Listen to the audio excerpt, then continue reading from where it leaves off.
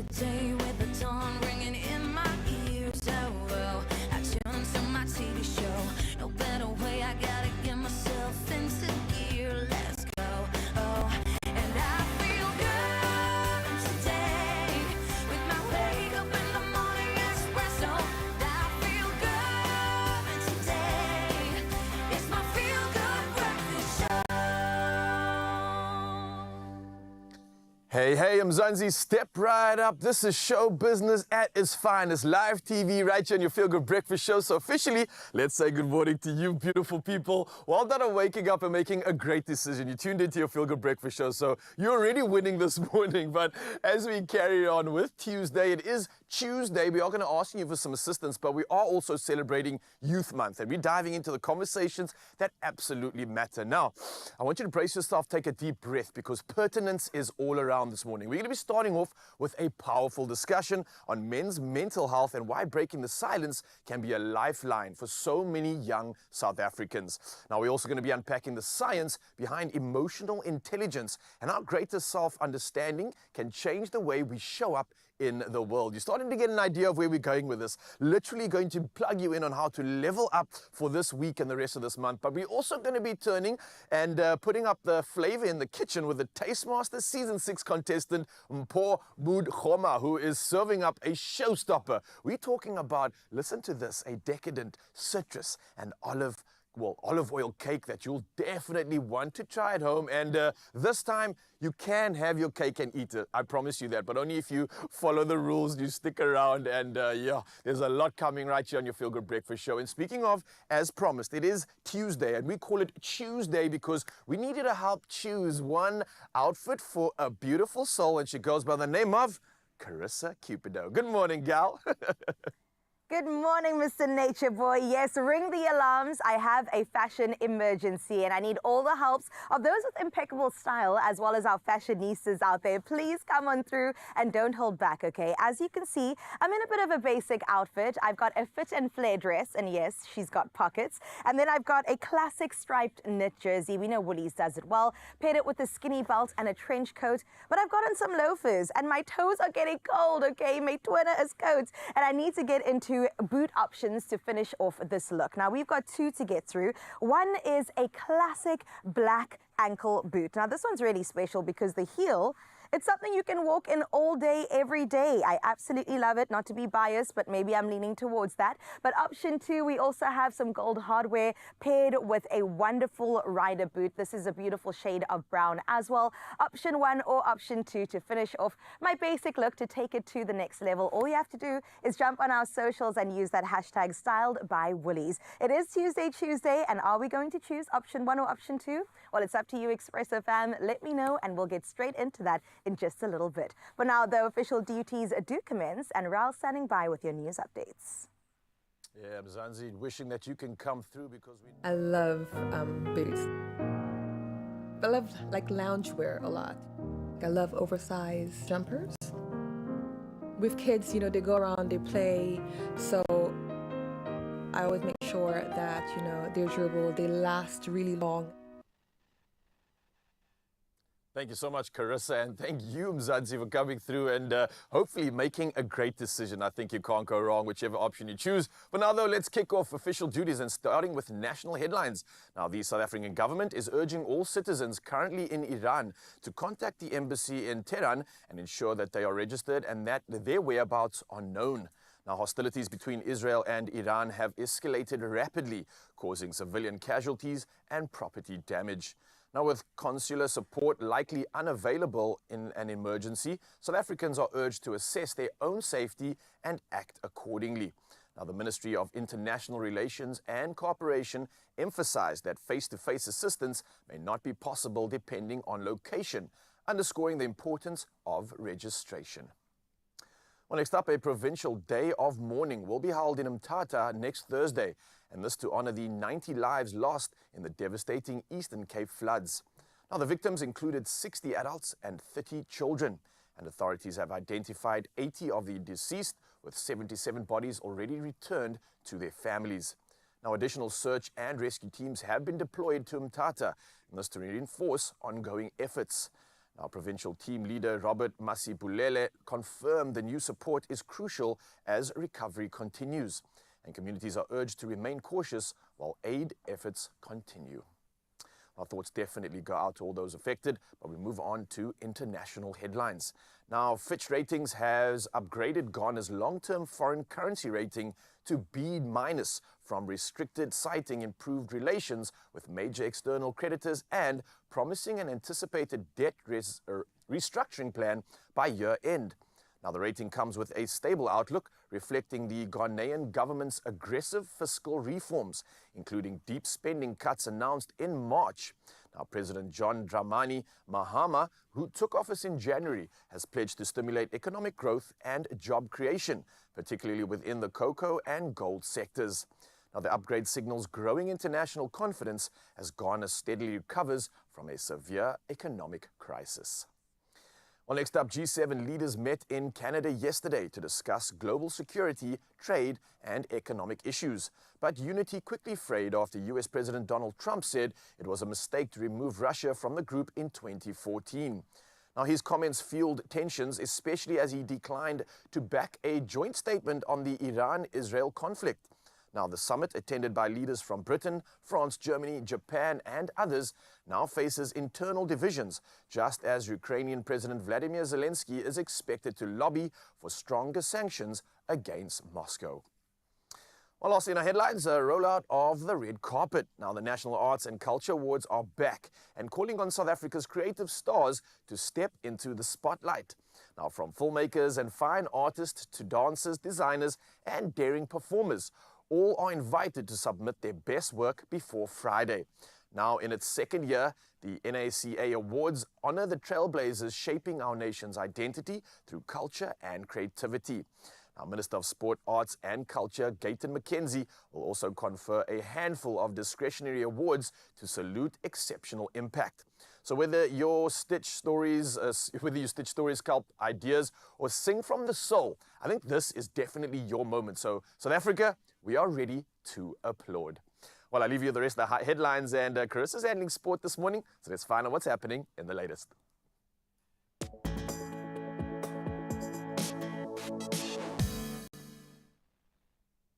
Thank you so much, Raul. Let's get into some sports, baby. Well, we start out with Raga, where former England captain Owen Farrell has rejoined Saracens on a 2-year deal after a season with Racing 92. The 33-year-old fly half returns to the club, where he previously spent 16 years winning 6 Premiership and 3 European titles. Now, Farrell has made 256 appearances for Saracens, 112 for England, and earned 6 British and Irish Lion caps, rather.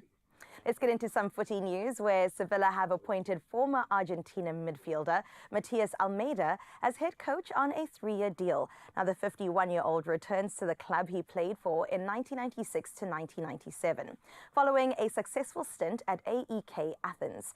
Almeida replaces Joaquin Caparros after Sevilla's poor La Liga finish, narrowly avoiding relegation by a single point in 17th place. In your tennis highlights, Taylor Fritz surged back to number 4 in the ATP rankings on Monday after winning the Stuttgart title over Alexander Zverev.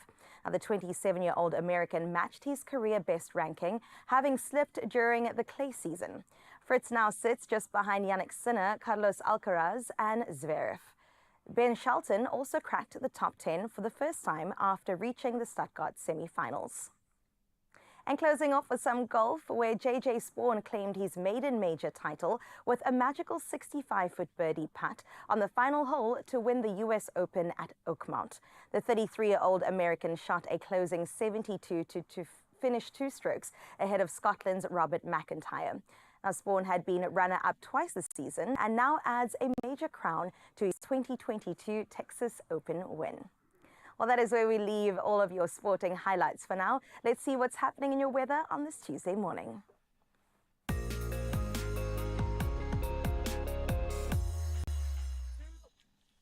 Oh, good morning, Mzansi, and a big hello to you, no matter where you're listening from in this beautiful country, which is why I then say Molweni, Avsheni, no matter what language you speak, we all speak the language of good vibes, and this is why this morning on your Feel Good Breakfast show, we're going to be giving you all of that and a whole lot more, all in the name of making sure you start your morning off on the right note. And how we can also do that is getting you ready for the day by checking out your weather. So first and foremost, very cold conditions are expected to grip parts of the Western Cape and Northern Cape from tomorrow through Saturday, with daytime temperatures plunging to 10 degrees Celsius or lower. Rain is forecast over much of the Western Cape interior as well, and the South African Weather Service has also issued a yellow level 2 warning for damaging waves between Saldanha Bay and Plettenberg Bay, making sea navigation risky until Thursday evening. A yellow level 1 warning for strong winds is in effect from Cape Point to Plettenberg Bay until tomorrow afternoon. We'll keep you up to date with anything else that you do need to know. However, something that I love staying up to date with is what is your side of life looking like. It is your sunrise view that always puts a smile on my face, as well as your fellow South Africans. And this is why we ask you to come through and show us. And a very huge shout out to Nicole from George this morning, where it's going to be 17 degrees Celsius. Nicole, this picture has my heart. Can I tell you why? It reminds me of a storybook picture. That's how perfect it is. It looks like something on the cover of an entire book, and I absolutely love it. Thank you so much, Nicole. And Mzansi, that's your example. So please come through, take a picture, send it on the WhatsApp line 063 036 9649. And like I always say, we get to show the rest of the country. Right about now, though, let's show you how you need to dress, all in the name of your temperatures. Here they are.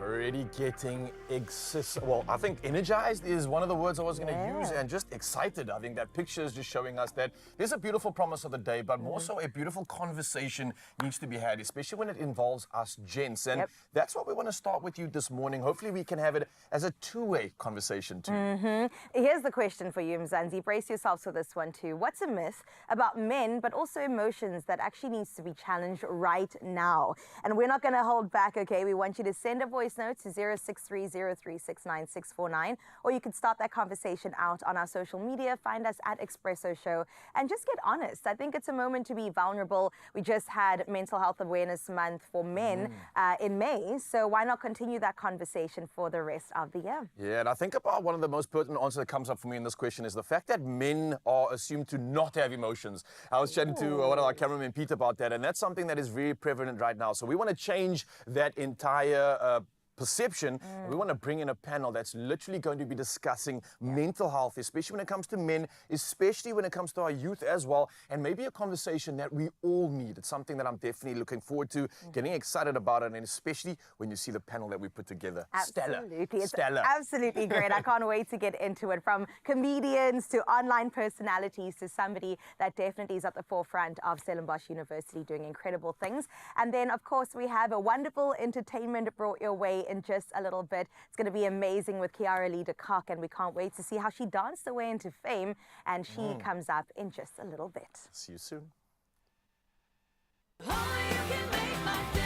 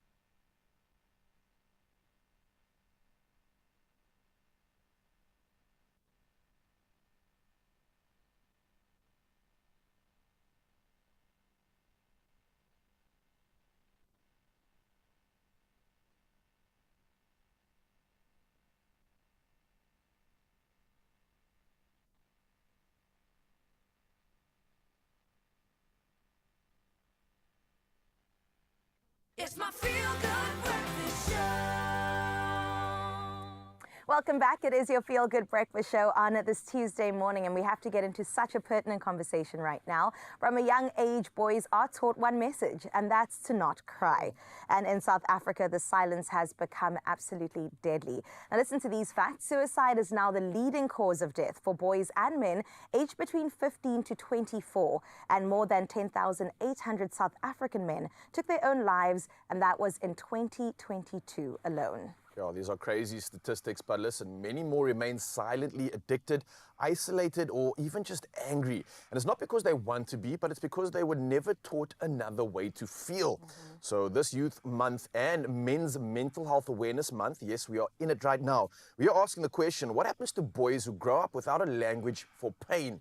And how do we unlearn generations of emotional suppression? Sure. Now, these are loaded questions, so we've got a loaded panel for you. And joining us are two voices with lived experience and practical insight. Firstly, award-winning comedian Kanyisa Jam, as well as our resident psychologist right now. We are absolutely loving the nuggets of gold. Charles David's in the building. So, gents, thank you for being a part of a much-needed conversation, something that shouldn't just happen in Men's Mental Health Awareness Month, but all throughout the year. Every time we're seeing gents, I think this is welcome. But firstly, how are both of you doing?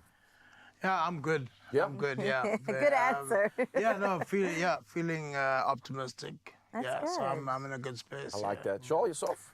Awesomely well. You're just getting me here very early in the morning, but I wonder. Grateful for that, Yeah, we got gentlemen. some coffee for you, Charles. Don't even stress about it. But let's get to the bottom of this. We often say that men don't talk, right? They just kind of get by day to day. But I'm curious as to what is behind this. What's at the bottom of this, that we have this societal stigma that men don't talk?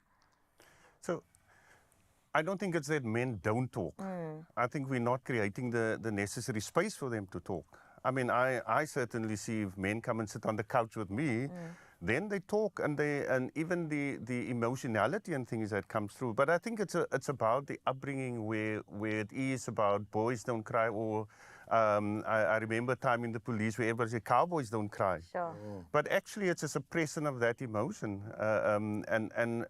And when we don't allow them, it becomes the silent, but it's there. It's not that they don't have emotion, it's a repressed emotion that there is. You know? That's so sad. Kalisa, was this an experience that you kind of had growing up as well? I know it's something shared with many men where it's like you don't have these environments where you get to have proper conversations with your dad. It's kind of just like a be strong, deal with it. It's almost like his past trauma just gets handed to you. in a Yeah, sense. no, that's definitely the case. And I went to one of those sort of all-boys schools that have like a traditional sort of way of doing things and how things are done. And we were never taught to show emotion or, talk about it. There were no safe spaces. There wasn't even, sort of student psychologists to go see.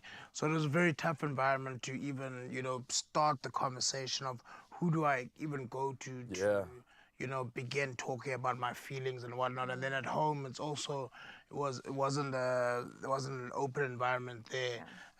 So growing up, it was a difficult situation, when you're faced with, especially in your teen years, when you've, faced with certain challenges, you don't have anyone to speak to, and then it's almost that usual men must just, toughen up, or boys must suck it up kind of And keep it mentality. And that's sort of shifted for some guys into their 20s and 30s. So yeah, it's hard to unlearn, but that's how we were raised. Like a preconditioning of sorts, which Exactly is so toxic when we that. think about what happens Very when we much grow so. up. It's like, Definitely. ugh. And I was going to touch on that, these narratives that we have for men that they need to provide, right? Women nurture the home and men provide, especially when it comes to financial stability. And how do you even balance or navigate that space where, sure, I need to provide for the home, but also I have emotions. So how do I bring both of those to the table? I think what is important is the almost the kind of navigation that provision includes vulnerability. Sure. And showing up emotionally, whether it's as a husband, as a partner, as a dad, because it's part of that. But the idea is also, and I see it. I mean, we in South Africa, we have a lot of children growing up in a single parent household, Yeah. where it's a mother raising them. But even the woman in the boy's life say to them, you have to toughen up and you don't speak about emotions. I always make the example of, if you have two 3-year-olds running around, a boy and a girl, and both falling and their knees bleeding, there's particular things we say to the girl, ach, shame, and we, they can show that emotion. But if it's the boy, we say, hey, don't cry, so toughen up. But then the first thing that we expect when that same boy becomes later a man and go into a relationship, we expect them to have the emotional language where we've been saying to them, you don't express that from us. So we socialize into that kind of space. But for men to realize that it is about that, even vulnerability means that I'm providing. And that's a mental shift that we have to make. Sure. It's easier said than done. Yeah. I mean, being strong as a man is something that we're hearing is a conditioning that takes place when we're younger. And I think what we want to dive into is, how does a man be vulnerable yet strong? How does he express his emotions but not necessarily show that weakness? And this is what we're going to do in terms of our second part of our conversation, because we can't waste this incredible panel, Mzansi. So we're going to dive into, how do we practically approach this? What if you're a man that wants to express your feelings? How do we navigate this? Well, we've got the pros here. We're going to help you navigate this in just a second, but a pertinent conversation needs to be had right now. And I'd encourage all gents out there to maybe make some time to just do exactly that. Whether you're at school, whether you're chatting to your dad, why not find a moment to just be honest with your feelings, with your emotions. But we're going to discuss more practical ways to approach this in just a bit. But let's find out how else we are getting assistance. And I think Zanele knows exactly how. Thank you so much, KTZ. Oh, my goodness. I love what we're doing this morning, having healthy conversations. But one of our favorite things to do is also to celebrate here on your Feel Good Breakfast show. And this is why this morning we need to get into our pharmacy of the week. Our heroes that are behind the counter that truly allow courage to live in care. And of course, it's brought to you by Adcock Ingram OTC, where we get to celebrate our pharmacists who make our communities that much better. So where are we headed to today? Well, Mpumalanga is where we find ourselves, in Komati. It is the local choice pharmacy, Komati. And one thing I know about these guys, there's always a smile on their face and they're always so ready to help. Let's check it out in terms of Pharmacy of the Week. Our pharmacies are on the front line of healthcare. This is Pharmacy of the Week. I chose to be a pharmacist in my community because myself grew up in a small community in a rural area. And I saw what big role the pharmacists played in our small community back then, and was always somebody that I looked up to in the way that they served their community. We like the concept of Adcock OTC pushing out the Brave initiative and getting involved into that, giving recognition to people in the industry where they work, and just giving a good platform for the public out there to understand things a bit better. And then to our patients, we are always grateful for being able to help you in whatever we do. It is not just in the pharmacy, it's around the pharmacy, in our community. The people in the pharmacy is part of the community in Komatipoort. So for us, it means a big deal when patients walk through the door, being able to help them. Pharmacy of the Week, proudly brought to you by Adcock Ingram OTC, sponsors of Brave.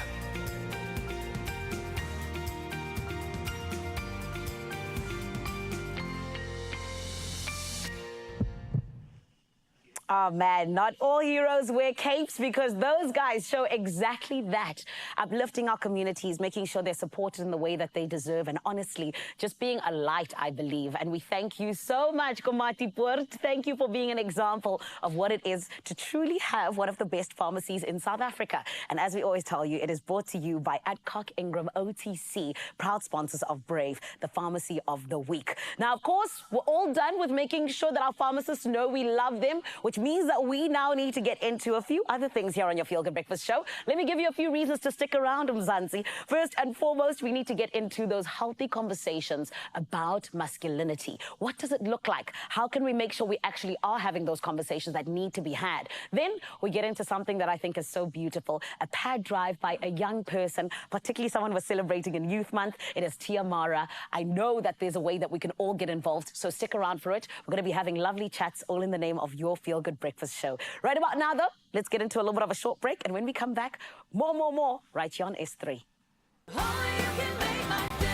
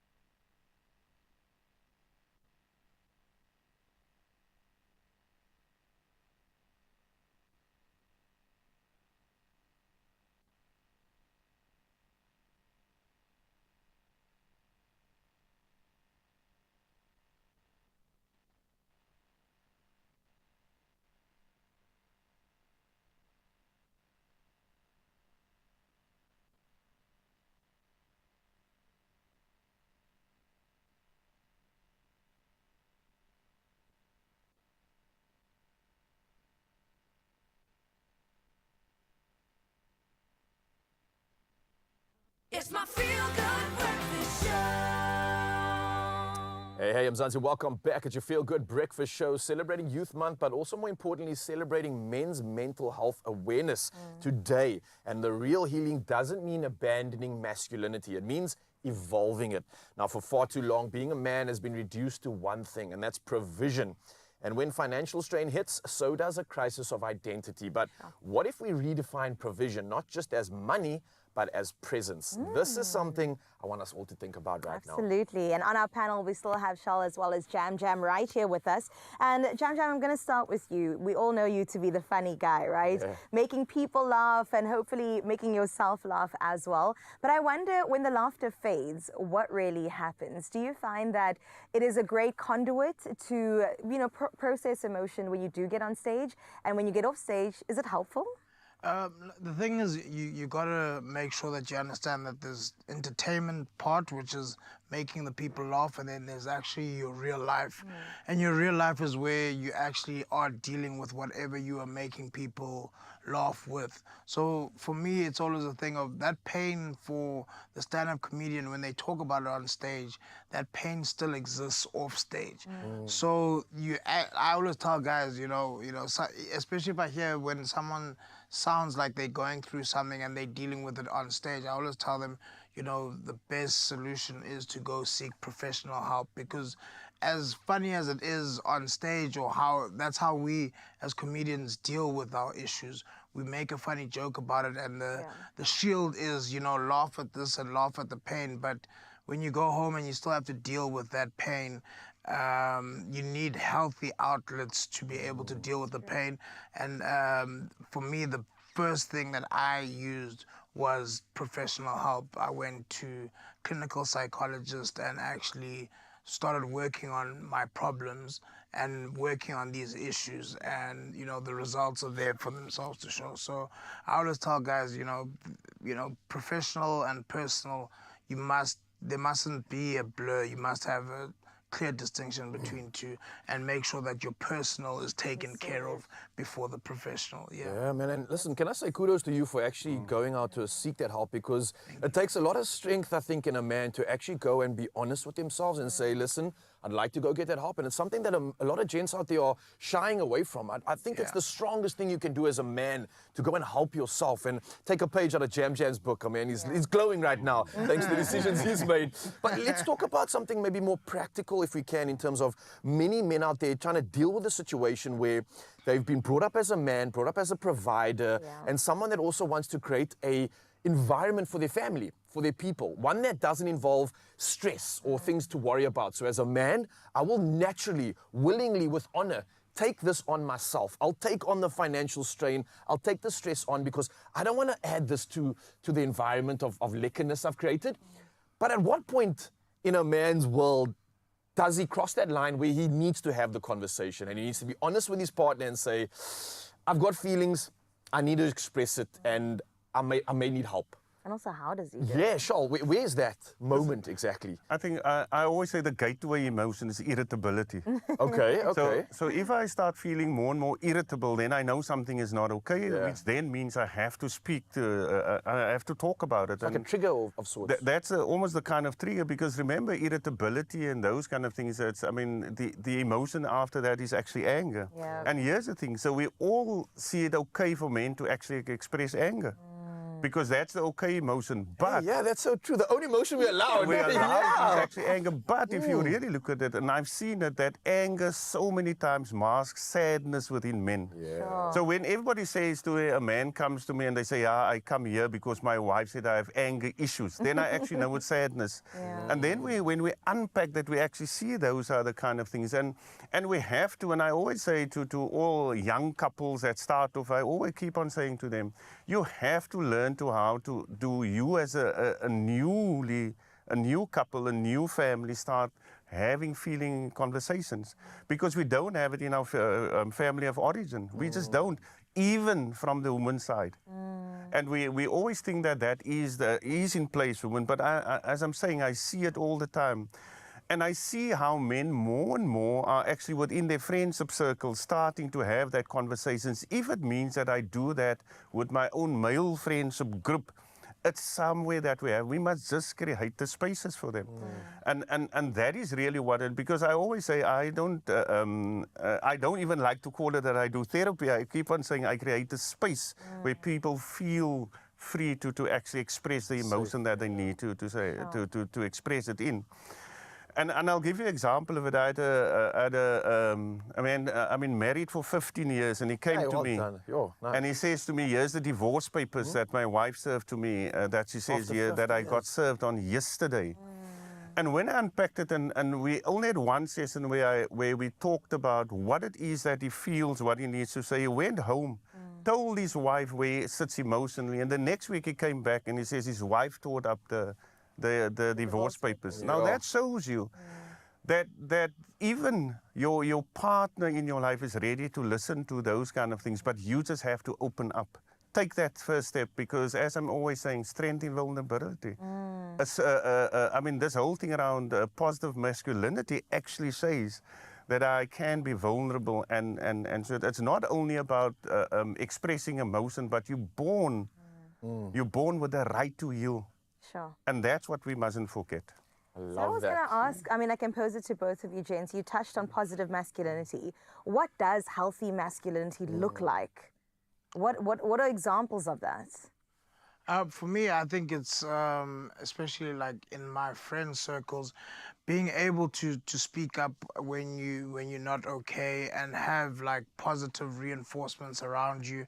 And I think especially in male groups, that's not a big thing. We like talking about sort of artificial things like sports and what those things are like. When we ask each other how we're doing, we must be honest with each other and say, hey man, I'm not in a good space, and then advise each other like, maybe this is what you can do and whatnot. So the conversation and what we need to learn about the conversations we have with each other as men, I think there's a room for improvement there in friend circles, because you're always in close interaction with your friends, spend a lot of time with them. So if the conversation is always just about sport or what the score was, that doesn't foster any change in this whole, and this is what we're trying to get. We're trying to have these conversations so men can change how they speak to each other. Absolutely. We're doing it right now. We actually two men sitting here on the couch and speaking about that. And I hope that is really what everybody watching it gets as well, and especially for the men out there.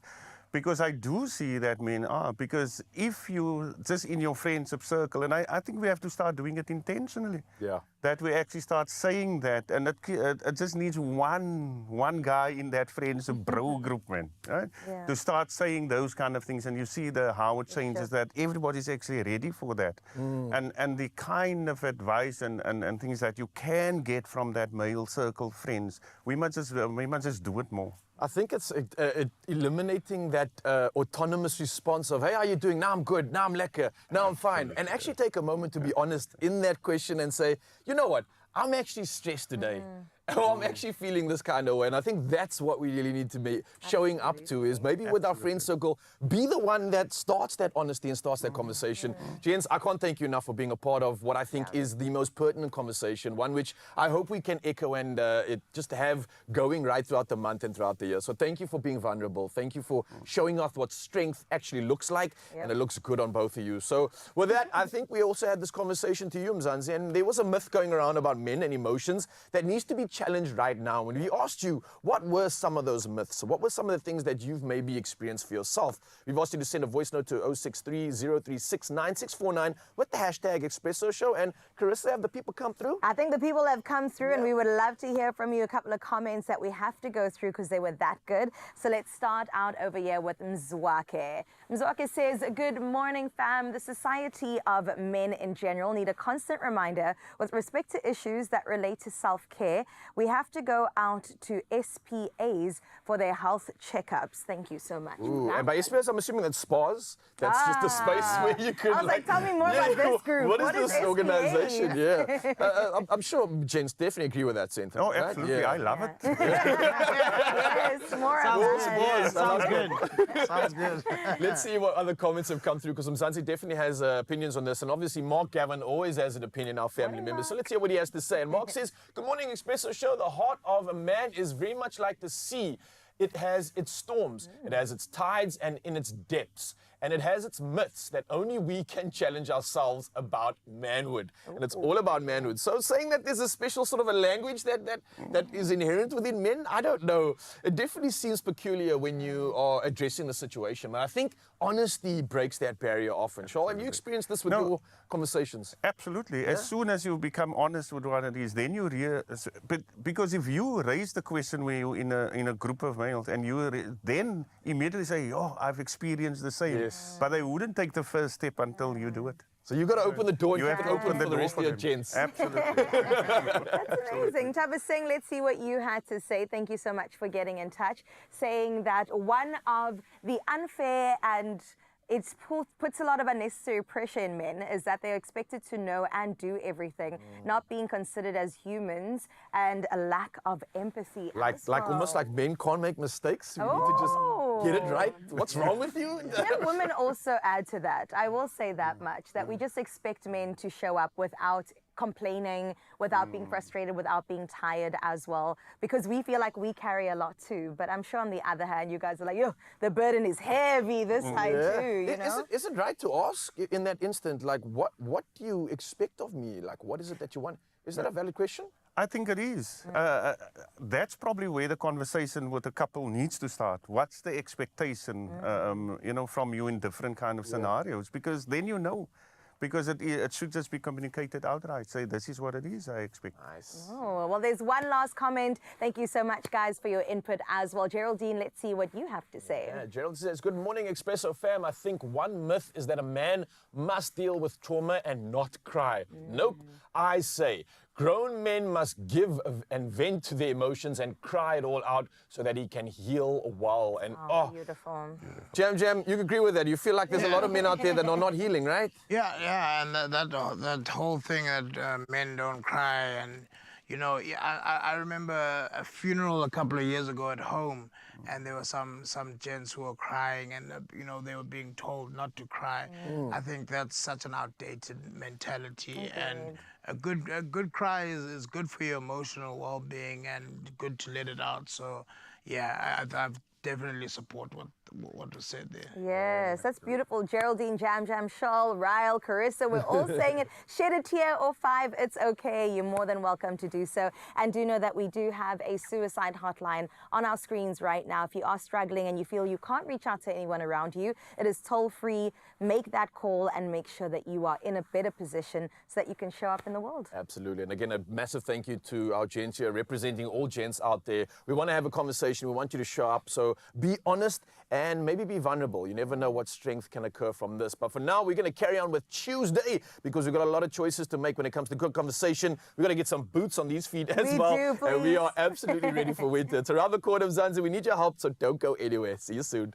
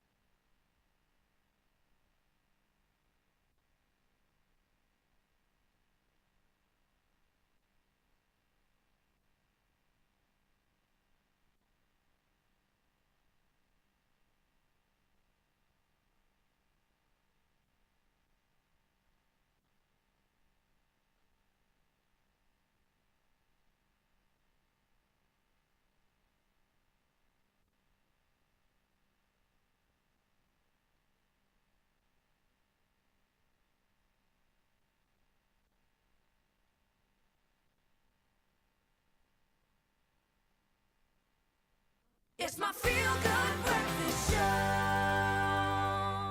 Oh, welcome back, Mzansi. I always tell you you're in the right place because this is where we get to celebrate as a family. This morning, we are within Youth Month, and we know that bringing the youth to the show to be able to say you're doing a great job is the best way to get them knowing exactly what we love about them. Now, this morning, I'm talking about the fact that we get to dance into it, okay? We got a dance sensation. Her name is Ciara Lee de Kock, and she is taking South Africa and the world by storm. Not only is she a dancer with those Amapiano-inspired dance moves, but she's also somebody who has a passion for academics and is absolutely doing the most in the classroom. And trust me when I say, this is the future of the country, and I can tell you that the future is safe. Everyone, let's give her a feel-good welcome, please. It's Ciara Lee de Kock. Yes! Ciara Lee, how are you, my babe? I'm good. That's good. Morning to you and your viewers. Thank you, gorgeous. Thank you for joining us. Thank you for giving me this opportunity. Of course, girl. Oh, Ciara, I'm such a big fan of you because I feel like being so young and being so confident, you know, it always allows your peers to know that it's possible, that I can also be a dancer. I can also come to Expresso, and this is why I'm so proud of you. But let's talk about the dance itself. When did you start dancing and who inspired you to get into it? So, basically, I started at the age of 4. Ooh, yes. Yeah, I just saw dance. It was there. And I'm like, I want to do that. So I just did it, and here I am now. I love that. And who's your biggest supporter, would you say? Is it Dad who brought you here this morning? Yes. Oh, that's so cute. I love that. So does Dad go with you to like all your dance competitions and everything? Yes, he does. That's He does. incredible. And tell me, what's your favorite part of you guys doing that? Making me, it's like me showing my expressions through dance, just like that. Yes. I love that. And talk to me now when, you know, when we talk about these dance competitions, how have you been going about them and how has it been going as a whole? Because you've gotten into a lot of these dance competitions, right? Yes. How have they been going? They've been going pretty well so far. Yesterday, I actually won a competition. What? By a real nice thing. Oh, wow. So, yeah, it's been going very well. I've been winning some of the competitions, and yeah. Yeah, I love that. And tell me, you know, when you're up there on the stage and the judges are like, are you like nervous? Yeah, I am. But Yeah. I don't show my expression. Yeah. I am. And what helps you with the nerves? I just do it. I mean, dancing is basically me. Dancing is my emotion. So if I dance, I don't feel nervous anymore. Like, that's me. I love that. And you know your name was Ciara Lee. Did Dad name you after Ciara? I think so. I also think because now you have the dance in your blood, girl. You know what I mean? Because she's also a great dancer. But I love the fact that you don't just delve into dance. You are also a queen in the classroom. How do you balance academics and dance? I just like dancing was been there from, I mean, I started at the age of 4 when I think I was still in grade R or something. And then, I mean, I was also in academics and everything. Yeah. I started balancing everything. I mean, my parents always told me focus on schoolwork more. Yeah. So I did that, but I'm also trying to balance my dancing. So I just did both and see how it worked, and here I am. And girl, last year you got like 5 academic awards. That's incredible. Other people aren't even dancing and they can't get 5 academic awards when you're just there, just collecting them left, right, and center. I love that. And this is why I say I'm proud of you. But talk to me as well now, when we kind of get into your favorite part of getting to dance and what makes it stand out for you, you know? What is that big thing for you where you're just like, dancing really is a beautiful thing? I mean, it's out there. It's out of the world. Like, it's in the USA. It's not only in South Africa. True. So also the social media is also making it a big thing with the dancing. Yeah, like TikTok and everything. Yes. And are you a big TikToker? Yes. I love that. I love that. Well, Ciara Lee, we are so proud of you, my baby. You are Thank doing you. amazing. Thank you for being an example. Like I say, your peers can now see that I can dance and I can also get 5 academic awards and be a queen in the classroom and on the dance floor. So well done to you, okay? Thank you. Thank you. It is Ciara Lee de Kock, and let me tell you, she's not going anywhere. She's going to be busting a move for you, Mzansi, okay? She's going to be doing the things that need to be done, and we're going to be getting a beautiful performance from her, so stick around for that, okay? It's going to give you just the vibes for your morning, okay? However, right about now, Cape Town is standing by, and Cape TZ Foles Sheezy, what's happening? Joining us this morning is Tiamara Andrew, now 17 and still the powerhouse driving Idle Drive to Unite, her annual sanitary pad initiative with Blessing Lives, returning this year on Sunday, the 22nd of June, this time out at Monte Casino Events Arena. Now, last year, she collected over 22,000 pads, hosted educational sessions led by gynecologists, and grew her vision into something even bigger. So let's find out what this powerhouse has new this year and how viewers can also get involved. Welcome back, Tiamara. I can't believe last year we were celebrating the fact that you were 16 doing these incredible things, and now a year later, you're up to your goodness again. Are you doing well? I'm great, and yourself? No, I'm so good. Congratulations on 22,000 pads that you guys collected last year. What's the vision for this year? Are we taking it a step up? Last year, we successfully had the privilege of reaching over 3,000 girl learners. And this year, we aim to double that impact. Period poverty isn't just a monthly occurrence. This is a daily reality for thousands of girl learners. So this year, we have launched the Sanitary Pad Drop-Off Box Initiative. And our main aim is to place these boxes in all provinces, all 9 provinces in South Africa, where individuals can donate throughout the year. And these donations will go to quintile 1, 2, and 3 schools within that area, so that no girl, wherever she lives, doesn't have to choose between her education and her dignity. Absolutely. Period poverty is such a pervasive issue in South Africa, something that can be prevented and also a solution can be given. And thank you for being part of the answer to this as well. But when it comes to, you know, kind of adding health workshops and also improving the impact that you made last year, what sort of thing are you doing in 2025? So having a gynecologist has definitely changed the experience completely. We have seen so much change with the gynecologist coming on board to educate these learners about menstrual hygiene, the changes that their body is going through, as well as the cycles and health issues that can occur with period poverty. So when the girl learner leaves our event, they're not just receiving the portion of sanitary pads. they are receiving knowledge to go back home and to understand what the changes is going through in their bodies. So that's our main aim as well for this year, to break the silence that has lasted for far too long. I definitely love the fact that you have noticed something and you're putting change behind that. But what sort of other things have you noticed in schools that girls or maybe even boys are facing today?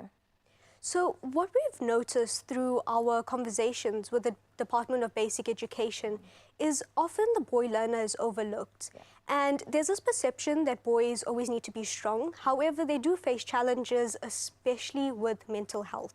So this year we are also adding them in the conversation and creating a safe space where they are able to speak, to learn, as well as to feel supported. Because at Blessing Lives, our main aim is to make sure that all learners, boys or girls, feel supported and feel heard. To start that conversation from a young age, you sort of are changing the norm when it comes to what boys do, right? Boys don't cry. Yes, they absolutely do and are allowed to at the end of the day. When you hear feedback from the teens that you work with as well, I mean, how do they feel their confidence has improved when they have all these things on lock? They've got their menstruation sorted. They've got their mental health sorted. How does that impact their lives? The feedback that we've received has been incredible, especially to see the impact that has been made. Through our on-site and follow-up surveys with the learners, we've seen some real change. Absenteeism rates have dropped, academic performance has risen. But for us, it's not only about the numbers. It's about, you know, the learners, they come to us and they say that they feel that they belong and they feel safe, that Blessing Lives is there to help them and support them. That kind of confidence doesn't just help them in the classroom, it helps them dream much bigger outside of it. That's beautiful. And thank you for providing that, because if that's not taking up your mental space, that you've got to think about these basic needs, right? Now, you are a young woman and you are part of the youth of South Africa, and we know that the nation is watching you right now. So if you had a word of encouragement to the youth, what would you say to them? Never hold back your dreams. Personally, I am sitting here as a 17-year-old. Yep. And I feel that there's this perception that you can only really, your next part of life only starts after you're 18, and I don't believe that. If you have something and you're willing to work hard enough towards it, go for it. No matter your age, no matter where you come from, you have the power of dreaming big. Timara, you are such a beautiful example, and thank you so much for contributing to our society in the way that you do. So incredible to see that. Well, there you have it, Timara Andrew, and continues to reshape #PeriodPoverty in South Africa. Now, this Sunday, the 22nd of June, from 11 a.m. till 2 p.m. out at Monte Casino, it all goes down, so make sure you head out there if you are from the Joburg area. Whether it's pads, money, or even time, every single bit definitely counts. Or you could donate via Blessing Lives or drop by the event, and know that every pad you give helps a girl conquer her period, but also her dignity and definitely her future. Thank you, Timara.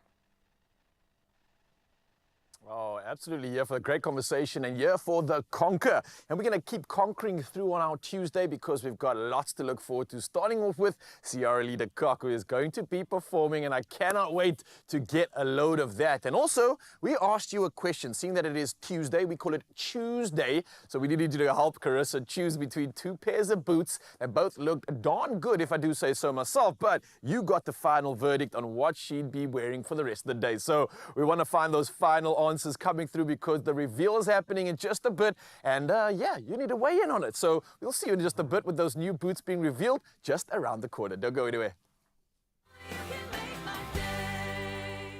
Optimize your gut health with Phytoceutics range of pre, pro, and postbiotics. Use code Expresso for 15% off at phytoceutics.com.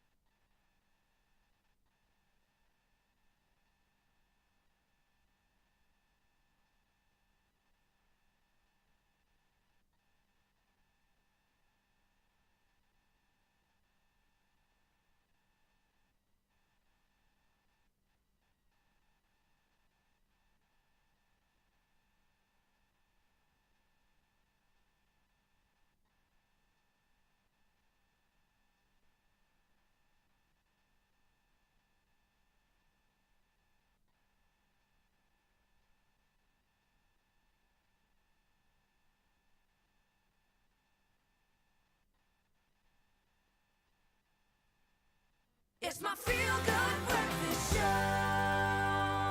Oh yeah, you heard us say it. It is your feel-good breakfast show. We're celebrating it this morning because it is Tuesday and it's time to settle the great boot dilemma. Now, what are we talking about? Well, listen up. Earlier, Carissa turned to you, Mzansi, our fashion-savvy fam, to help her choose between two stand-up pairs of boots. And there was a black slim heel ankle boot, and then we also had a classic brown rider boot. So let's find out which one's walking away with the win. And I think a massive thank you for everybody that voted and for everybody that even had some comments to share. So you've seen the options. Let's see what people have been weighing in before we reveal the finale. We're going to start with Norma Parker Parenzi, who says, good morning, team. Option 1, very comfortable and can be worn with anything. Norma, I might agree with you. More comments to share with you. We've got Blance Zass, who says, good morning, Expresso.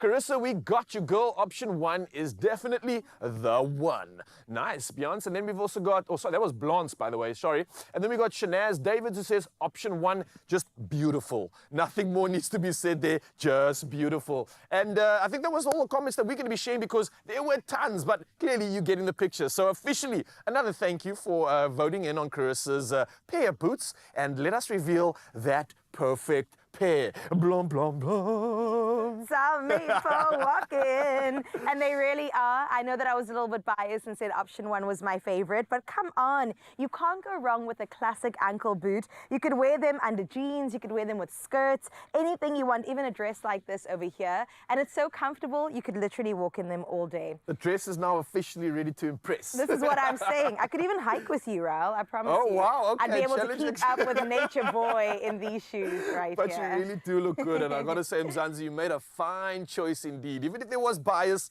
absolutely worth it. So I got to say thank you for dressing our superstar and making her look so, so good. Chris, I think you can just take a moment to absorb this good look that you because it's changed your entire personality even, huh?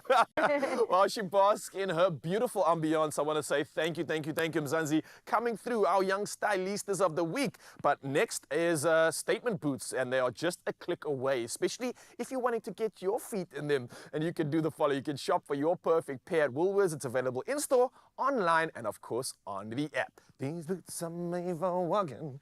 Walking's what they'll do. I love boots. I love like loungewear a lot. I love oversized jumpers. With kids, you know, they go around, they play, so I always make sure that, you know, they're durable, they last really long. Thank you so much for completing my outfit. It's on the dot 7 o'clock. Let's walk into your national news headlines, where President Cyril Ramaphosa has arrived in Kananaskis, Canada, to participate in the G7 Summit Outreach Session alongside leaders from the G7 nations and invited guest countries. Now, Canada, which assumed the G7 presidency this year, is focusing on energy security, digital transformation, global economic stability, and critical minerals. The session mirrors South Africa's G20 priorities and strengthens bilateral cooperation, and that's with Canada. As the only African invitee at this year's event, Ramaphosa will engage with heads of G7 and G20 governments to advance shared global objectives in technology, infrastructure, and investment. In other news from the country, the South African government is urging all citizens currently in Iran to contact the embassy in Tehran and ensure they are registered and that their whereabouts are known. Now, hostilities between Israel and Iran have escalated rapidly, causing civilian casualties and property damage. With consular support likely unavailable in an emergency, South Africans are urged to assess their own safety and act accordingly. The Ministry of International Relations and Cooperation emphasized that face-to-face assistance may not be possible depending on location, underscoring the importance of registration. Now let's take a look further afield at your international news-making headlines, where Israel has meanwhile ordered partial evacuations in Tehran, as widened its airstrikes, or strikes rather, beyond military and nuclear targets to include media and energy infrastructure, hitting state-run TV during a live broadcast. Now, in response, Iran launched missile and drone barrages on Tel Aviv and Haifa, killing at least 8 and damaging several sites, including the U.S. Embassy. With around 24 Israeli civilian deaths so far, tensions are surging. Iran now threatens to quit the Nuclear Non-Proliferation Treaty as global calls for restraint grow louder.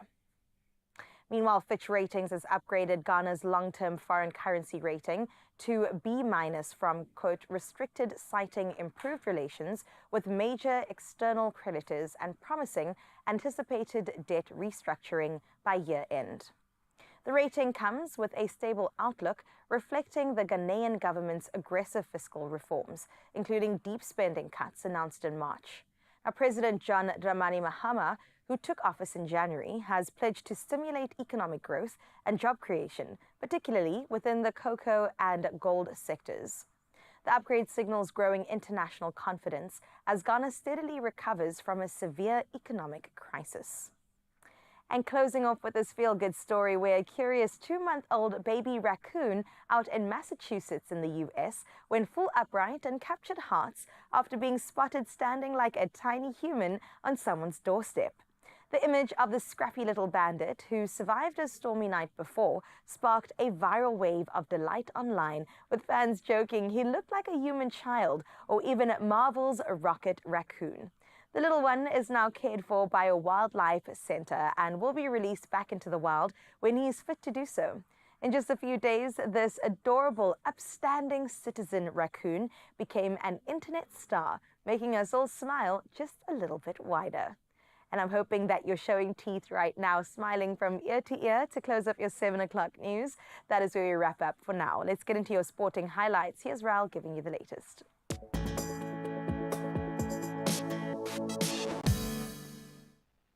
Thank you so much, Carissa. Yes, let's get into it. Starting off with the rugby news. Now, former England captain Owen Farrell has joined Saracens on a 2-year deal after a season with Racing 92. Now, the 33-year-old fly-off returns to the club where he previously spent 16 years, winning 6 premiership and 3 European titles. Now, Farrell has made 256 appearances for Saracens, 112 for England, and earned 6 British and Irish Lions caps. Definitely something to celebrate indeed. But from rugby, we move to the world of football, and Seville have appointed former Argentina midfielder Mateus Almeida as head coach on a 3-year deal.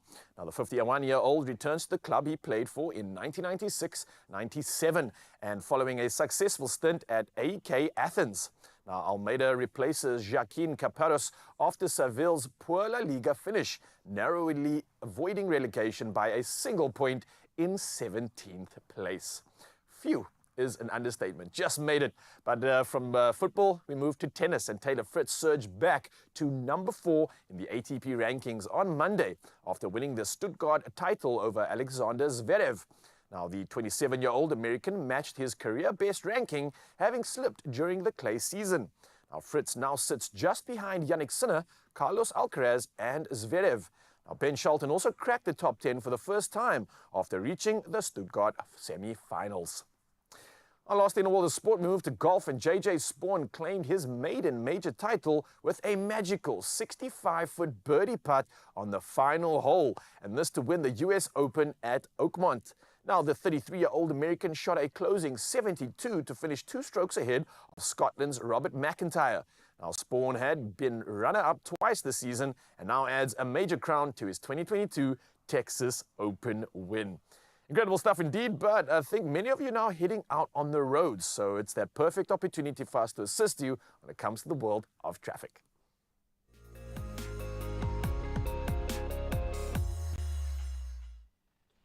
Thank you, my Cape Town family. And Mzansi, indeed, let's get you through that traffic this morning. Starting off in Gauteng and Benoni, there are roadworks taking place along the R21 northbound at Benoni, resulting in 2 right-lane closures. And we always know when those closures happen, there are lots of delays. So please make sure that you do allow for some travel time over there. And then in the mother city, there's delays that are being experienced along the M5 northbound. This is caused by congestion towards the N2 inbound ramp. So you can also allow for some travel time there as well. Please make sure that you arrive alive. We always want you to get to where you're going in one piece, and this is why we'll keep you up to date with anything else that comes through. But for now, let's get to your weather.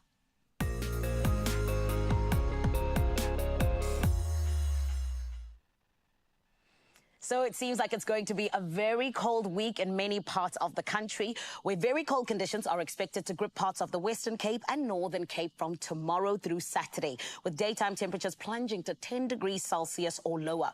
Rain is forecast over much of the Western Cape interior, and the South African Weather Service has also issued a yellow level 2 warning for damaging waves between Saldanha Bay and Plettenberg Bay, making sea navigation risky until Thursday evening. A yellow level 1 warning for strong winds is in effect in the Cape Point, or rather from Cape Point to Plettenberg Bay, up until tomorrow afternoon. Now, we always say, please make sure that you do keep yourself warm. We never ever want you cold as our family, and we will always let you in on anything else you may need to know in terms of those warnings. But warning, there is a beautiful picture that is coming your way in terms of our sunrise view. Oh my goodness. Anthea from Zikuflay, my darling, it is going to be 17 degrees Celsius over there, but your picture is bringing the heat this morning. What do you mean? You've covered all of the bases, from the sky to the colors to the water to the trees, the silhouettes. It's absolutely gorgeous. And thank you, Anthea. I love this picture so much. And Mzansi, I know you're enjoying it as well. But this is why we want to enjoy your side of life too. Send it through. What are you waking up to? 063-036-9649. That is the number you can send it on. And let's show everybody else what's going on your side. For now, though, in terms of your temperatures, this is what is going to be happening on your side.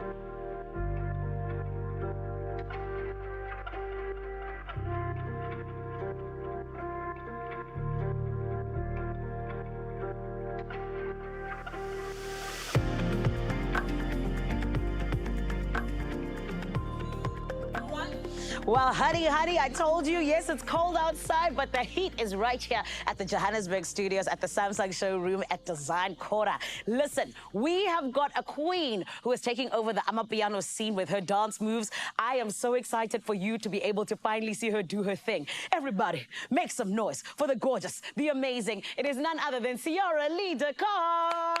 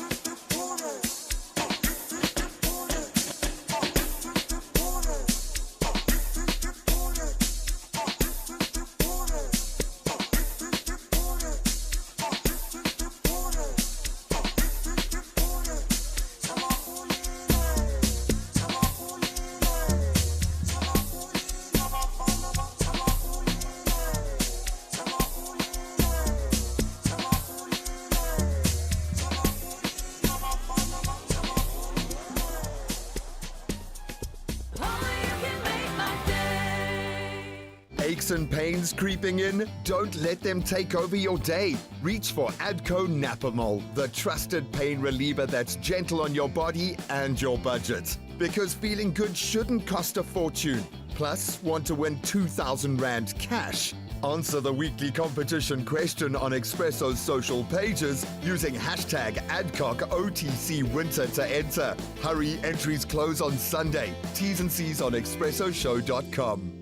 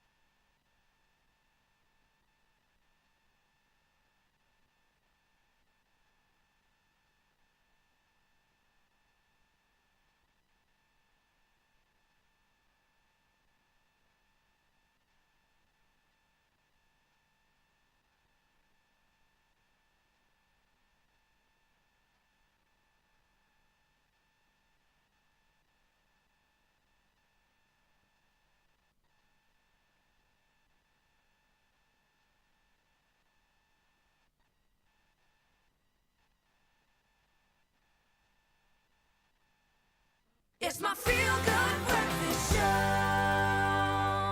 Welcome back to your Feel Good Breakfast Show. It is our Health Tuesday, so we have to get into talking about fevers and pain. Now, when your child has a fever or even complains about pain they may be experiencing, it can kind of be a hard thing to swallow. Whether you wait it out or take action, you might be wondering which direction to go. Well, today we're joined by pediatrician and a friend of Expresso, Dr. Anisa Vahed, to help us understand when you treat a fever, how to manage pain safely, and also how to make sure we're dosing correctly, especially for kids over the age of 6 years old. Welcome back, Doc. Thank you so much. Thank you for being here. Thank you. Well, let's start with something that I think parents stress quite a bit about, and that's a fever.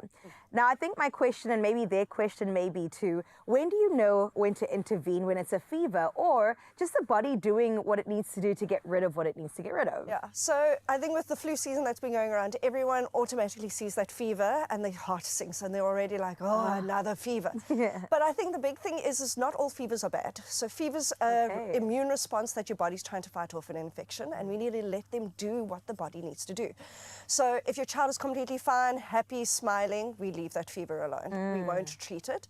But if your fever comes with other associated symptoms like trouble breathing, if they're starting to feel and look lethargic, if they've got any kind of funny abnormal rashes, or if they're not actually wanting to drink, that's when we'll say, you know what, go and get it checked out, start treating it with some paracetamol. Okay, and we'll get into the paracetamol chat in just a little bit. But when it comes to a few things that parents might be able to do to treat symptoms at home before they go to the doctor, are there any?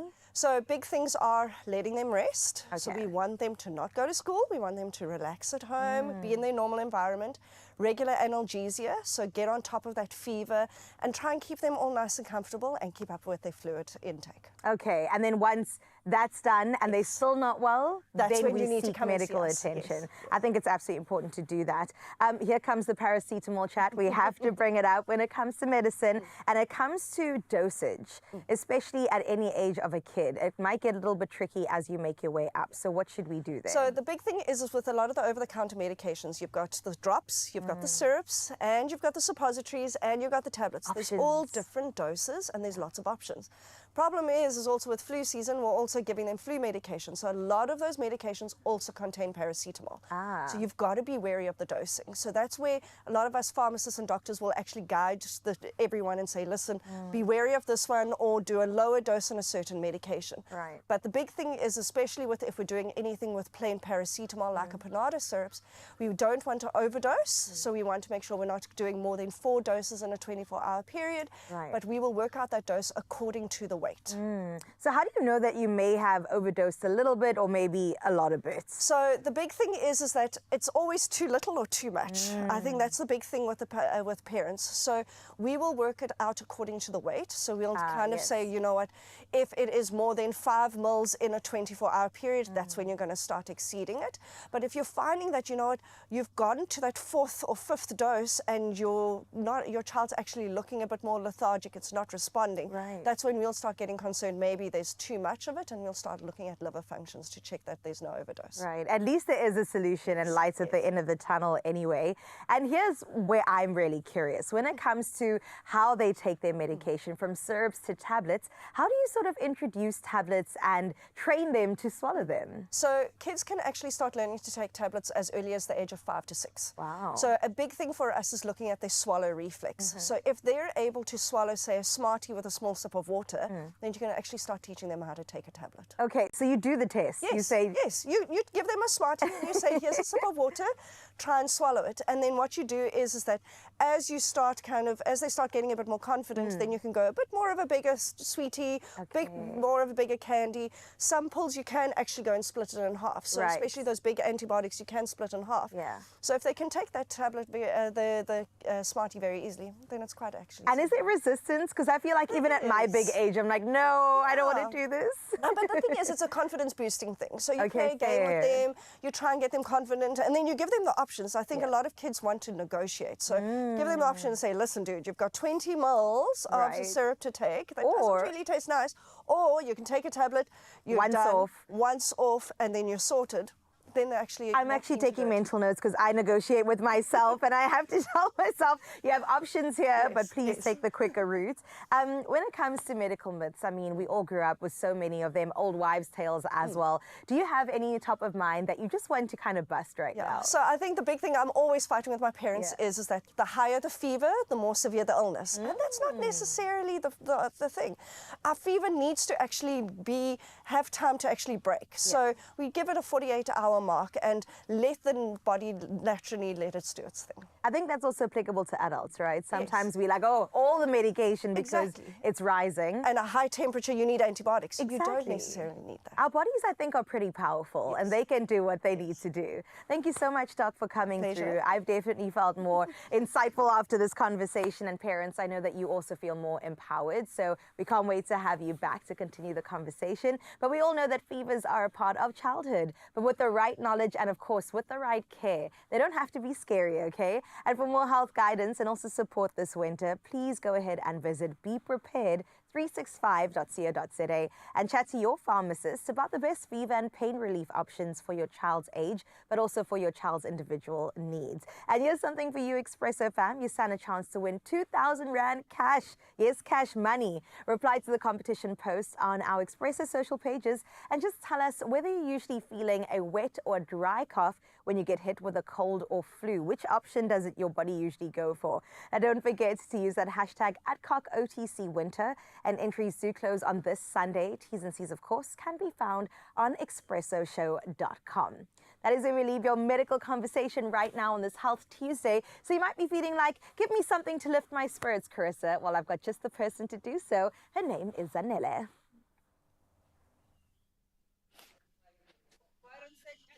Right now is where I need you to get ready to win, my beautiful family. What do I mean when I say that? Well, honey, it's time to panda push up play. Why?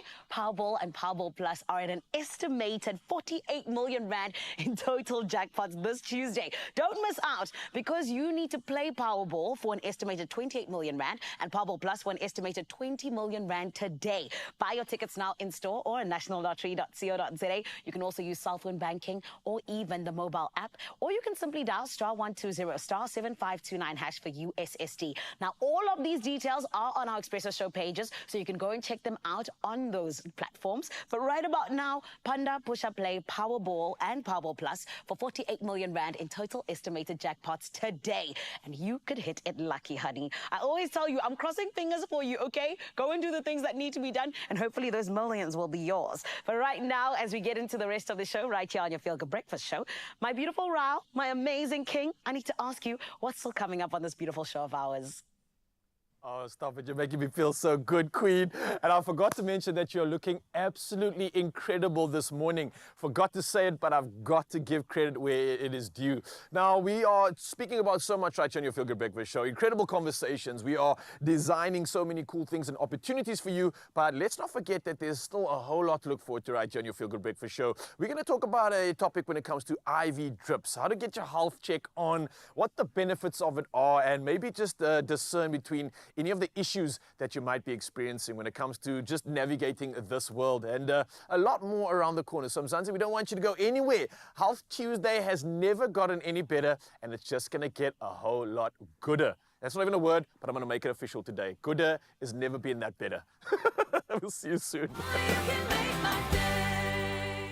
Dreaming of the ultimate kitchen glow up? You could win a fully fitted Easy Life kitchen worth 450,000 Rand, complete with premium Caesar stone countertops and 50,000 Rand installation covered by ABSA. Head to your nearest Easy Life kitchen showroom, scan the QR code, strike a selfie in your favorite kitchen setup, and fill out the in-store entry form. Kitchen dreams made easy. Entries close 30th of June. T's and C's on easylifekitchens.co.za.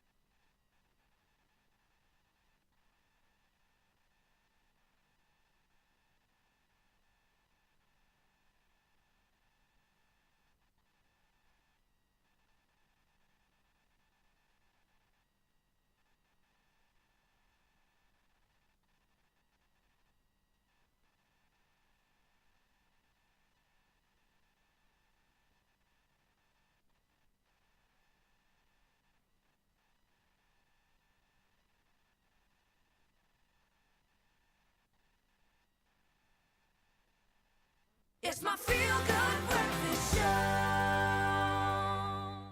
Well, it is time to grab that cup of coffee, and we need to get into some really great conversation right now. It is a Wisdom Wellness Day, so let's get into it. Yeah, let's do it. Cheers.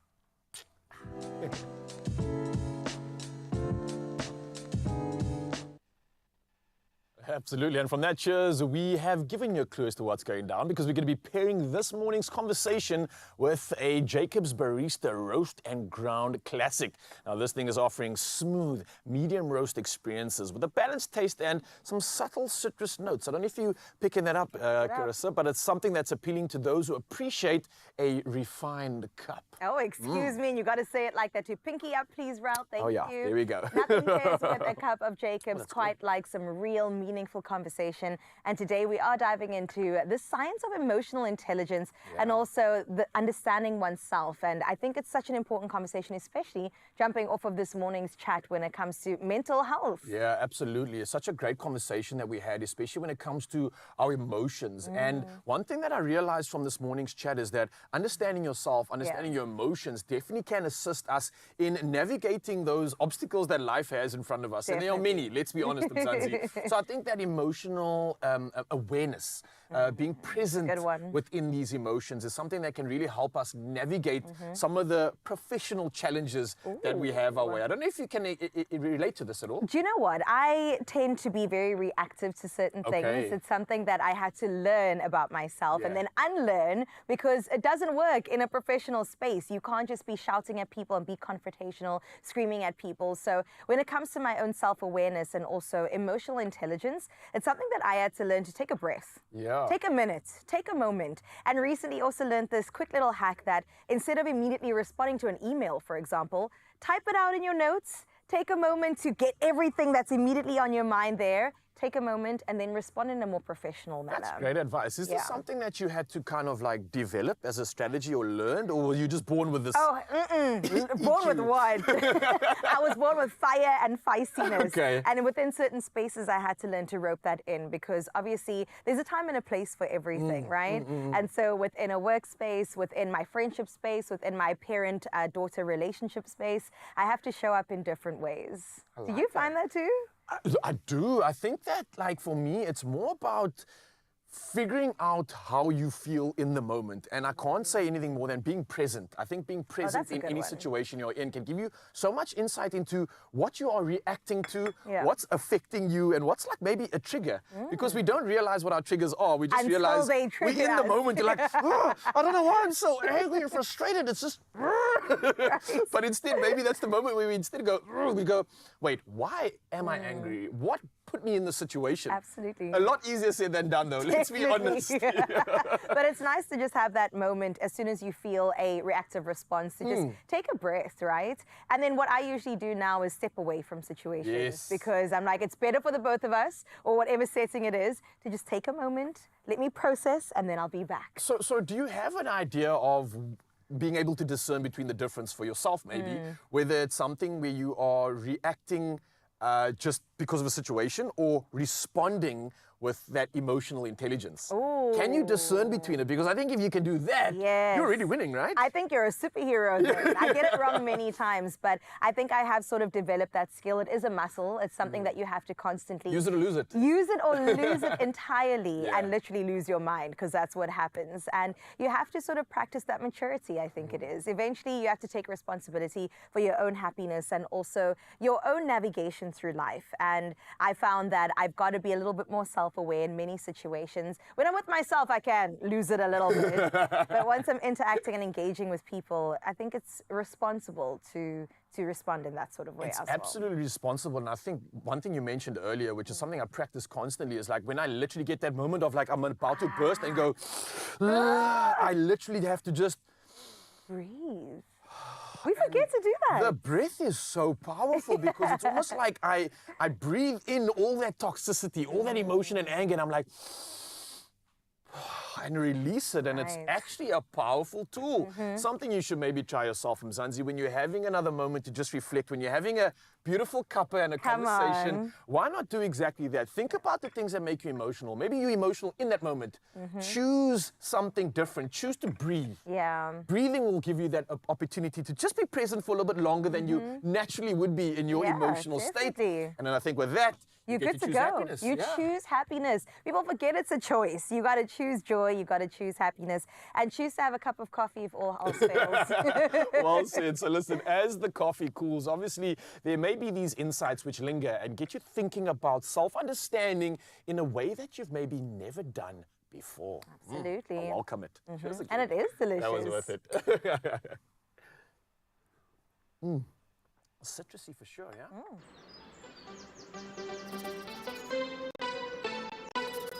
Find your wonderful.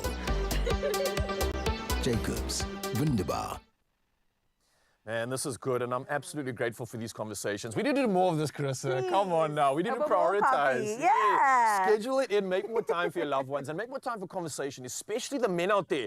Gents, it's Mental Health Awareness Month. And now listen, speaking of taking care of yourself, inside and out, last week I got a chance to sit down with the team from Phytoceutics and the IV Bar Group to look at how IV vitamin therapy and targeted supplements can give your body that extra boost. I had no idea this was so cool. It's an incredible option, and I think everything is here. We're talking about the physical and emotional well-being and how they work in sync. So you literally are going to be better equipped to show up as your best self every day if you can tick these boxes. Oh my gosh, sign me up. Piqued your interest? Yeah. Let's check it out. Hey, Mzansi, welcome to it. This is that time where we bring in another beautiful conversation and a healthy one at that. And especially when it comes to boosting your health. You want to feel good, you want to have good energy, well then this conversation is for you. And we're going to dive into the world of IV drips and IV therapy, as well as how it complements the world of supplementation. They go hand in hand, and we've got two incredible women here to talk just about that. Firstly, we've got Laura Johnson, the CEO of Phytoceutics, along with Kerry Rudolph, who is the owner, the founder of the IV Therapy Bar. I gotta say, it's incredible to hear and see some of the effects. People are talking about it a lot. So let's dive into this world. What exactly is IV therapy, IV treatment? What does it stand for? And what's going on here, actually? So IV stands for intravenous. So it's medically approved intravenous vitamins, minerals, amino acids, and electrolytes. They go directly into the bloodstream. So we've got registered nurses that drip. All of our clients at the IV Bar, we call them clients, not patients. We don't diagnose and we don't treat. It is all about helping people with their dehydration, with weight management, with migraines, with energy levels, low immunity. So it's extremely effective because it goes directly into the bloodstream. And I love this because it sounds like these are things that everybody needs to deal with, or at least try to combat. Laura, how does this differ to what Phytoceutics are doing in terms of the world of supplementation? Because it sounds like it's kind of providing a similar solution. Yeah, so IV drips and nutraceuticals or oral supplements actually go hand in hand. Okay. And exactly what Kerry said is that the IV drip goes directly into your bloodstream for immediate effects. And this is very therapeutic if you're struggling with something like migraines or you need this boost of energy immediately. Where supplements are a long-term maintenance plan. So, you know, often people will go for an IV drip and then take supplements home with them to maintain those nutrient levels and make sure that they don't need those therapeutic benefits within another week or two. Okay, this is making sense. So if I were to use both of these together, it would create like an entourage effect and really, really have impact. Who's a good candidate for, let's say, an IV drip as an example? Right. So the beauty of IV vitamin therapy is that there's something for everybody. Everybody's got a pain point. So whether you are struggling with the things that I said earlier, your immunity, or whether it is just a way of life. And a lot of your sports people as well, a lot of your gym bunnies, they would really find it very effective. There's a whole move around biohacking and longevity at the moment. So biohacking is hacking your health, and longevity is not just about lifespan, it's about health span. People are trying to live a healthier life for longer. So our NAD drip, for example, is beautiful for this, and that works specifically for better aging over the long term. And then again, we work with the Phytoceutics products, which is your NMN and your Cell Recover. So those work beautifully together. I love this. So, Kerry, you boost us up, and then, Laura, you keep us there. Correct. Well said. I like this. So then, what else is there to take into account when it comes to this sort of I wouldn't call it an entourage effect, but just dealing with these issues. Is there anything else that we need to know then? I think, you know, when it comes to health, a lot of people are looking for a quick fix. Oh, yeah. And Kerry and I really believe that there is no quick fix. You need to invest in your sleep. You need to manage your stress levels. You need to eat healthily. You need to exercise. And then optimize your health with IV drips and with supplementation. You know, it's a holistic picture and you really need to put in order to get out. The biggest takeaway from this when it comes to viewers at home, they're going to possibly say, hey, I want to get involved in this. I want to take this on. I want to thrive. What advice would you have for them? Safety above anything else. We believe so wholeheartedly in client safety. If you're going to get a vitamin drip, make sure that you're going to the safest place for the vitamin drip. There needs to be registered nurses that drip you.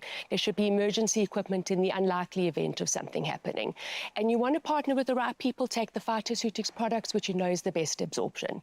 So it's really important that you give as much information as you can to the registered nurses. There will be some basic vitals and detailed medical information that they'll get from you. So let's make sure that your safety is the first priority. Yeah. And then we make sure that you know, that's all about that longevity and keeping healthy. So I think what's made it easier is that we can just head over to the IV bar because they have safety ticked, they have everything ticked in terms of looking after you, so we don't have to worry about that.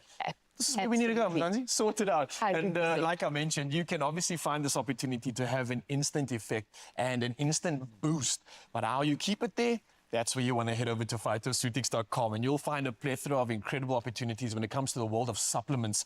An opportunity for you to not only deal with your issues, but to thrive. So what are you waiting for? You don't have to sit there in pain. You don't have to worry so much. The answers are here and they're waiting for you. Just go get it for yourself. Optimize your gut health with Phytoceutics range of pre, pro, and postbiotics. Use code EXPRESSO for 15% off at phytoceutics.com.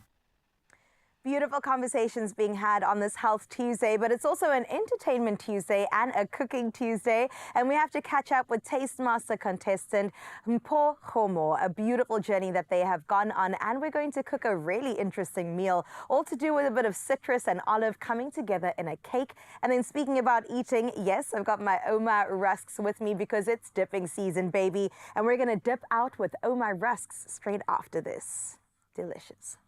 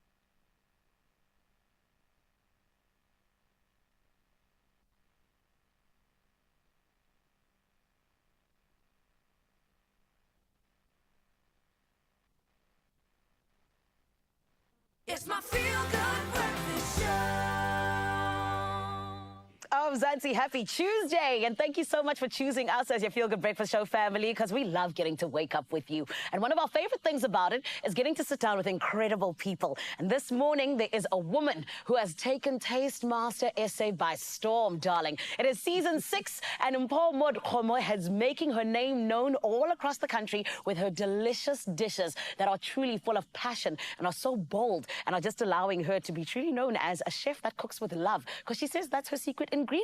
But everyone, let's get to know about this woman and her journey as a whole in the best way possible right here on your Feel Good Breakfast Show by firstly giving her a feel good welcome, everybody.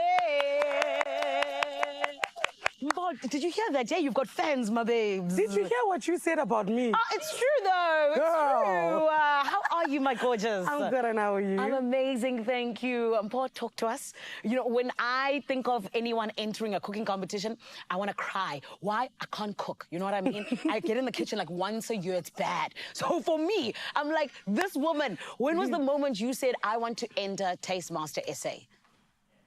As soon as I saw them saying that they want contest. Really? I'm just kidding. I love cooking so much. It's been a dream of mine to enter a cooking competition. So as soon as I saw that, I was like, this is for me. I'm the girl. I'm the girl. I'm the one. It needs me. I love I'm the missing factor. Oh, that's right. Thank you so much. That's beautiful. And babe, I definitely know as well that, you know, when we talk about cooking, you need that confidence, right? Yes. So I love the fact that from the word go, when you knew you are the one.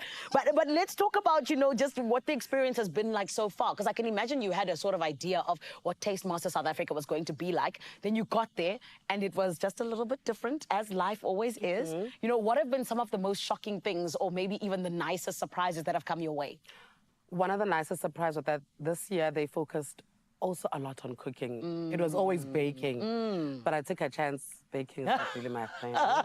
That's my girl. I love that. But I took a chance. I was like, you know what? I'm going to bake. And then when I got there was cooking, a lot of cooking. I was so happy.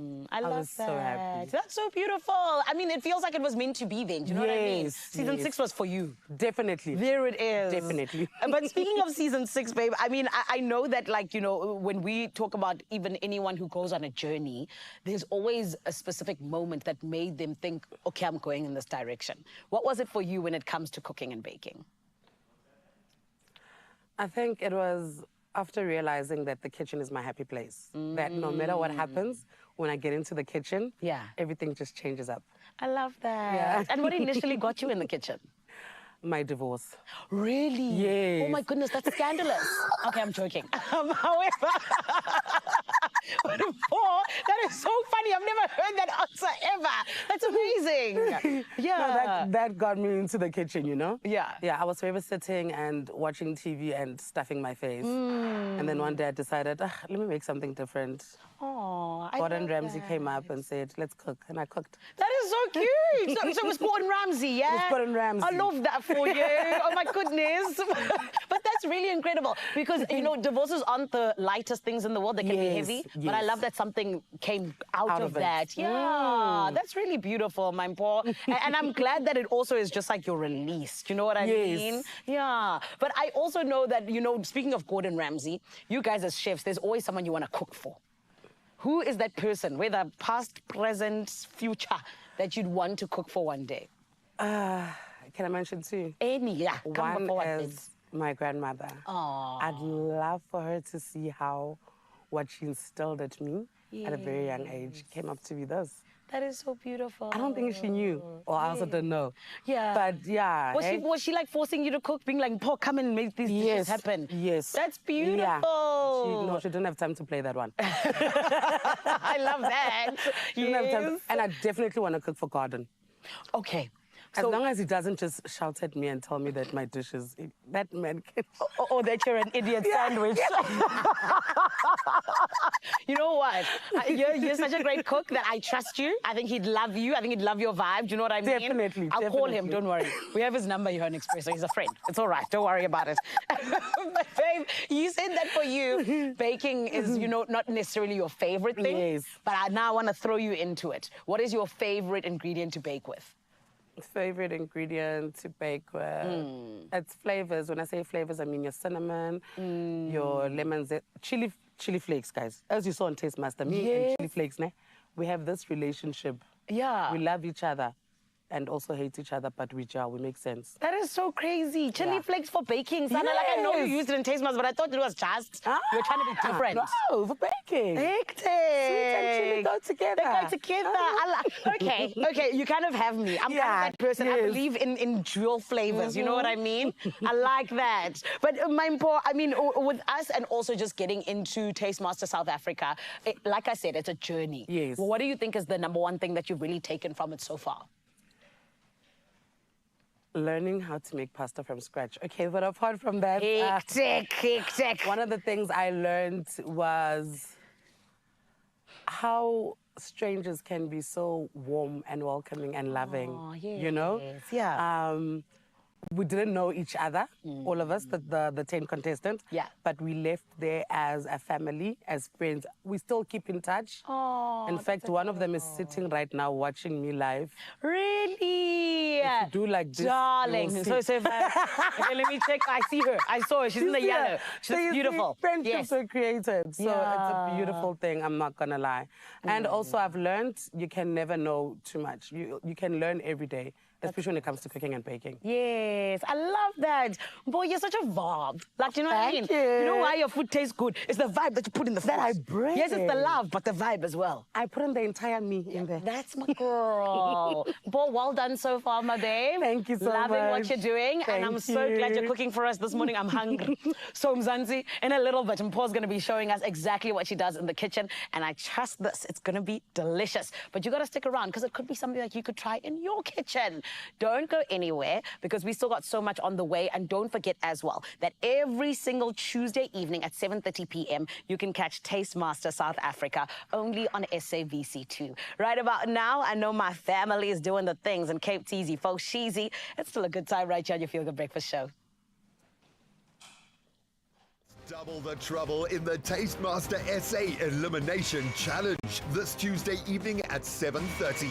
2 of you will be going home. What a plot twist. I don't know what I'm doing. Now the panic starts.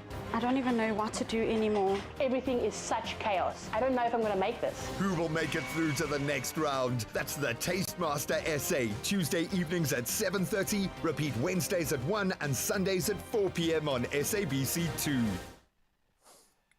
Oh man, let me tell you that the winter season has hit, and it's hit so incredibly hard. So when it's cold out and life feels just a little bit crazy, there's nothing quite like slowing down with your favorite warm drink and an Omar Rusk, and we're calling it officially dip season. Yes, just the season. And obviously this winter, Omar wants to know, how do you dip out? Now, you can see it's cold. I've got like 2 jerseys on, a polo neck and a jersey. That's the levels we're at here. But each week we're going to be asking a question about how you take time to dip out and recenter.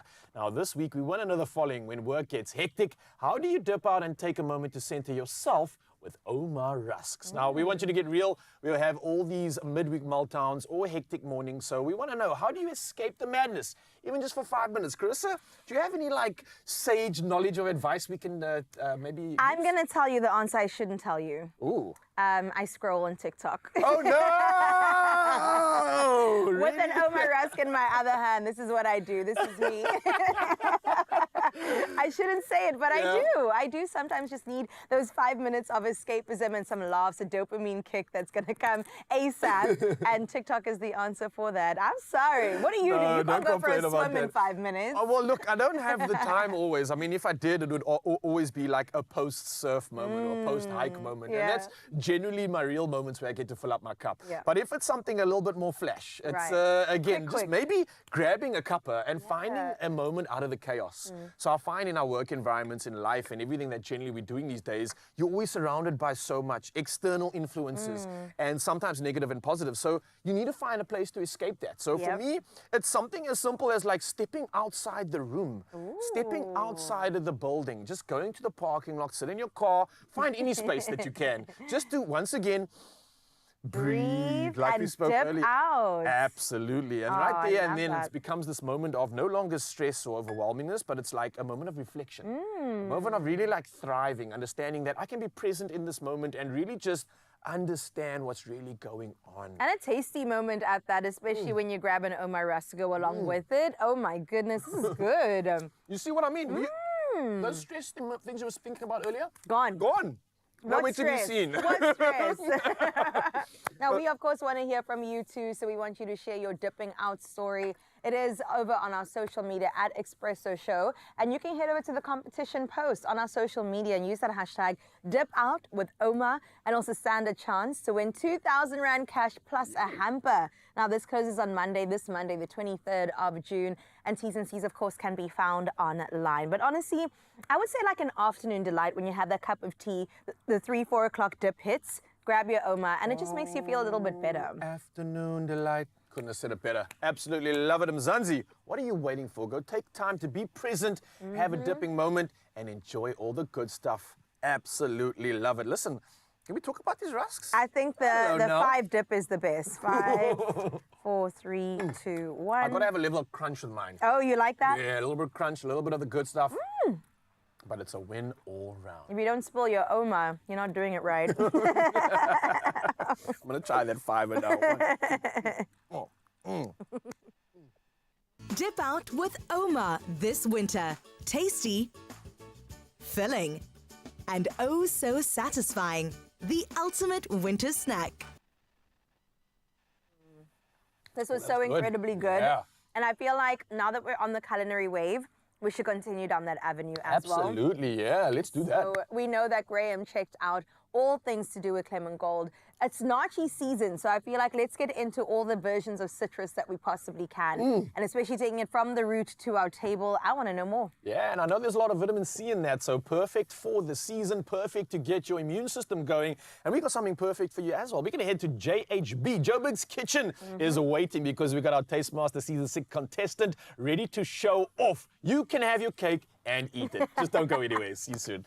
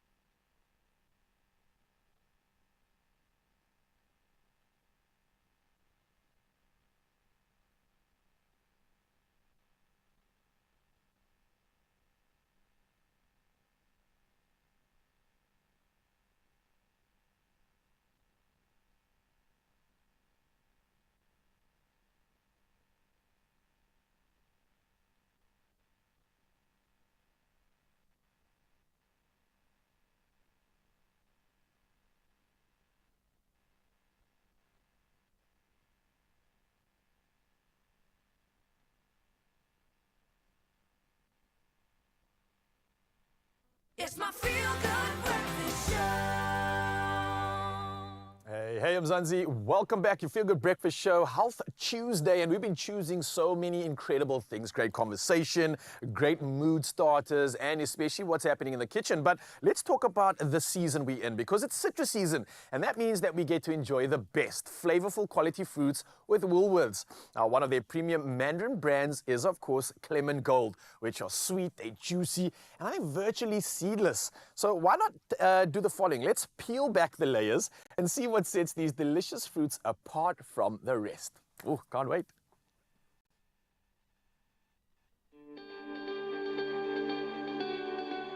It's no secret, on Expresso, we love local, and so do Woolworths. The point of difference comes in the relationship that they build with their suppliers and their growers over years. This is an opportunity, a shared commitment to quality that gives us access to world-class citrus.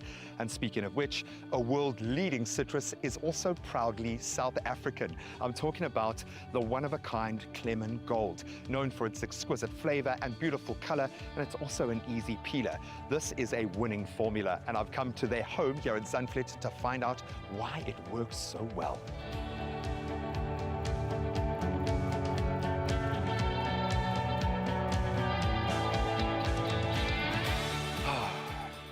I think it's easy to understand the motivation when you're out here in a spectacular orchard like this. Woolies has made such a point of backing local, of love local. Why is this written into your DNA? Why is it so important? As Woolworths, we want South Africans to eat the best quality food that they can.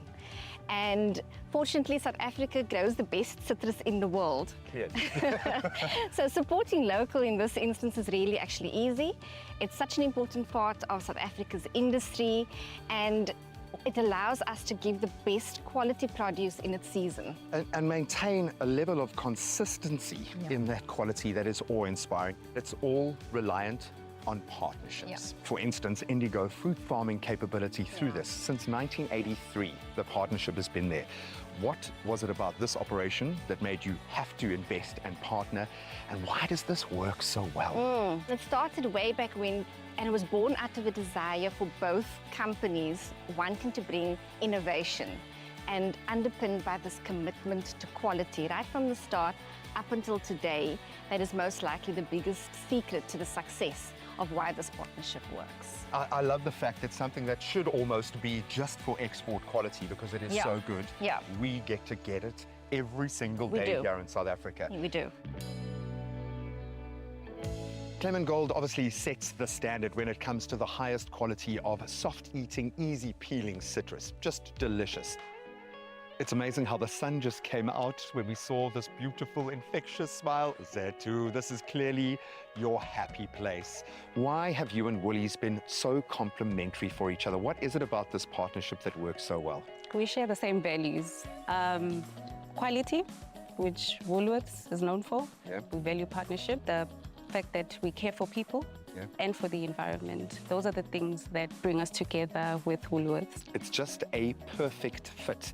And again, I reiterate that we get this level of quality fruit in our local stores. And I was quite interested to find out in my deep dive that there are actual multiple climates that you can plug into. In fact, there are farms in 3 different provinces. How does having those different locations and farms across the country help? In the Western Cape and Southern Cape, the fruit ripens a bit late. So when the North has finished their harvest, we are able to still keep the flow into the market of the citrus. You keep delivering the same level of quality. How do you get to these amazing drops of gold? Farmers would say feet in the orchard. That basically means that we pay close attention to all the elements so that we can produce for you the best Clement Gold fruits. Frans, what sets the Clement Gold apart? Why is this such a special citrus? If you look at externally, there's 2 things that distinguish it from other mandarins, and that's basically the shape of it. So it has a nice, beautiful, flat shape. Secondly, the deep orange color of the fruit, which makes it very appealing. And then, of course, the most important is the fact that it's very, very peelable. So you can take the peel off very easily. It's virtually seedless. There's no seeds inside. And then you have this fantastic aroma and flavor when you open it. Sweet, citrusy, mandarin-y flavor, if I can call it that. So it's absolutely a fantastic fruit. It is so fresh. It is literally gold. It's citrus season. I'm standing on one of the most spectacular citrus farms I've ever experienced. So being Expresso, naturally, we have to make something, Zethu. We've got to create a mocktail. Zethu has very kindly offered to be my assistant as we whip up something delicious. And of course, at the heart, we've got these Clement Golds are just ridiculous. The color has come in. You can see season has arrived. So Zethu, you're going to be our squeezer. Because you haven't squeezed enough of these in your life, I'm sure. Now, Zethu, I've got to ask, because if I'm getting a buzz just thinking about how far you have come with this humble little citrus, what does it feel like to you when you walk into a Woolies and you see your fruit there, you see people's reaction, you see the products that have been born out of this incredible citrus? What does that feel like? It's a moment of pride, thinking about all the hard work that we have put in to ensure that these fruits land up in those shelves, and it makes us just happy to see it there on the shelves. I wish you could see my son's face when he eats one of these, and thank you again for the easy peeling nature. Okay, don't stop squeezing, girl. I mean, we've got a demanding crew waiting for their mocktail. So what's going into our mocktail? We're going to add some soda water. All right. And I like these because we work on a breakfast show, so it's nice to feel grown up every once in a while making a grown-up's drink. Looks lovely. You must have the expectation from your family every time they see you. They must expect you to come with like bags and bags of lemon balm. I have to post them home because it's so far, so it's a must. I always get that, always. So we have got a strawberry and mint flavored syrup. No preservatives added. I think this is going to be perfect. So this, I have no idea what the scientific measurement would be. I'm going to go on your intuition. You tell me when to stop. I'll tell you when to stop. Okay. I think that's enough. Perfect. Yeah. You can see you're a manager of people. I love that. So you can now add the final touches of our drink here. Do you want to put the Clement Gold in that you have so passionately got for us? How tough was it for you to stake your claim in this space, and what are you most proud of when it comes to you? I know the Clement Gold is a winner, but you have been a part of that journey. What makes you most proud? I'm proud of the fact that I am here doing what I love, agriculture, which is known to be male-dominated, really a success story, one that I hope will inspire other young women that it is possible to get into this farming industry and make it work. And we are really proud of you as well, and I think your team is so unbelievably proud of you. So we are going to officially name this mocktail the Zetu. I think it deserves that, okay? I'm going to want to get in as much of that delicious pulp as we possibly can. Yum. Oh man, and I think this is the only time it's excusable not to eat a Clement Gold segment by segment, and then we're going to add our final little touches here of mint for me. And there we have it, ladies and gentlemen, the Zetu mocktail. Absolutely love it, and we're going to cheers again in just a moment. I've been trying to think of the best way to describe a Clement Gold. Maybe it's a lusciously, virtually seedless flesh with an absolutely flavorful taste that drips like honey. And it's just about as sweet as Zetu here. If you haven't tried a Clement Gold already, what are you waiting for? Do yourself a flavor and get to a Woolies now, because it's exclusively available at Woolworths. Cheers, my friend. Cheers.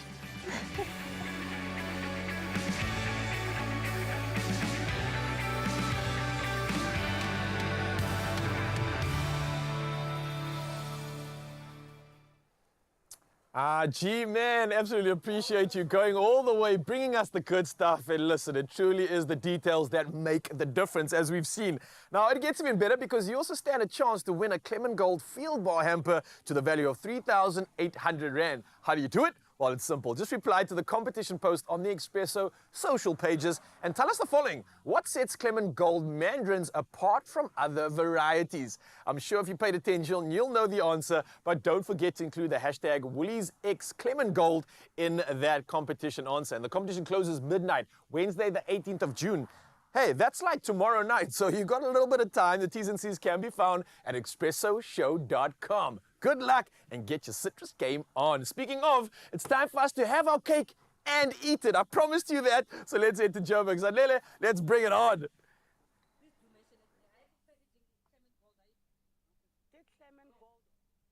Listen, I've been looking around trying to find ways to try and be as good as this queen over here. Because me, you know what I do. I step into the kitchen once a year. But the queen who is absolutely making things happen when it comes to the pots, I'm talking about none other than Paul Mod Homo. And I am so excited because today we get to learn from her when we talk about a decadent citrus and olive oil cake. It doesn't sound right, ne? But she's going to make it right. And Mpo, I'm not lying. Olive oil and citrus together, I don't know. I'm not 100% sure. Do you know what I mean? Just like you weren't sure about the chili flakes. Oh, fair? Yeah. Fair. So I must trust the process, essentially. Okay. Taste Master South Africa, it's very adventurous. But I like it. I like it. I like being adventurous. So tell me, what are we doing here today exactly? So we're going to be baking our cake. So first we're going to mix our dry ingredients. Yes. We've got our flour. Nice. 2 cups. We've got 1.5 teaspoon of baking powder. Okay. Ooh. We've got 1/2 teaspoon of baking soda, 1/2 teaspoon of salt. Okay. And then we just mix these in together. And you see, when you said you're mixing the dries, I even forgot that you do that. Do you know what I mean? I'm not joking when I say I step into the kitchen once a year. So you're going to put all of it all at once? Sana, eggs, flour, all of it, all of it. They were going to have a party together. It was going to be fun. Yes. Guaranteed. Yeah. But this is why you are the chef, my boy, not me. And I mean, I've been told that olive oil, apparently, like, there's a reason why you would use it instead of butter. What is that exactly? Because it gives a softer and more moist texture. Oh, So it means that the cake really? can stay for longer fresh. Sana, I thought butter was the Beyonce. Gandhi, it's olive oil. It's olive oil. Darling. Also because it enhances the flavors, especially since we're going to be using some citrus. Yes. It's definitely That going is to be enhancing it. amazing. Yes. So, yeah. So here we've mixed a cup of olive oil. Yeah. And 1 1/4 cup of sugar. Mm-hmm. Once we're done, we are going to add eggs one at a time. Okay, so all together, egg white and the yolk. Yes. See, Paul, I'm asking the right questions, right? I know something. Somehow. Sometimes you just separate them, sometimes you don't. You know what I mean? That's true. Exactly. That's true. Okay, wait. My own question. When do you separate them and when do you not? When I'm making my enemy, which is macaroons or Not lemon my meringue, enemy. you have to separate them Yes. and use the egg whites. Yeah. And the thing is, you can overbeat them, so that's what the problem is. Yeah. You can overbeat it, then the whole bake is ruined. Okay. Yeah, so still my enemy. I still haven't mastered it. That is hilarious. But yeah. I trust you, Paul. Make it your friend. Make it my friend. And they say keep your enemies closer than your friends. Definitely. You know what I mean? Exactly. But Mpo, talk to me about, when we're now using the olive oil, just back to it. Yes. I know that there's flavored olive oils. Yes. Would that still work in terms of this specific, recipe or any other, actually? Yes, it would work because it gives it an extra, what you call it, a vavavoom. Je ne sais quoi. A je ne sais quoi. Darling. Taking us international, darling. I love it. I love that. Do you see how much I don't cook or bake? I didn't even know that olive oils could be flavored. Oh, yes, they can. I love that. They can. Okay, so Mpo, Now we're making a mess as usual. What's I was next? gonna say you are making too much mess. Come this side. Let's taste the one that you've made already. Come this side. Let's get into it because I am very, very intrigued to know what an olive oil citrus cake tastes like. And let's see if you can taste the lemon gold citrus that I used, the zest and the lemon juice. Darling. Yes. And it really is so and I love what is it? Moist cakes. I love moist cakes. The olive oil. You see where it comes? You see where the olive comes? Yes. Okay, here we go. Okay.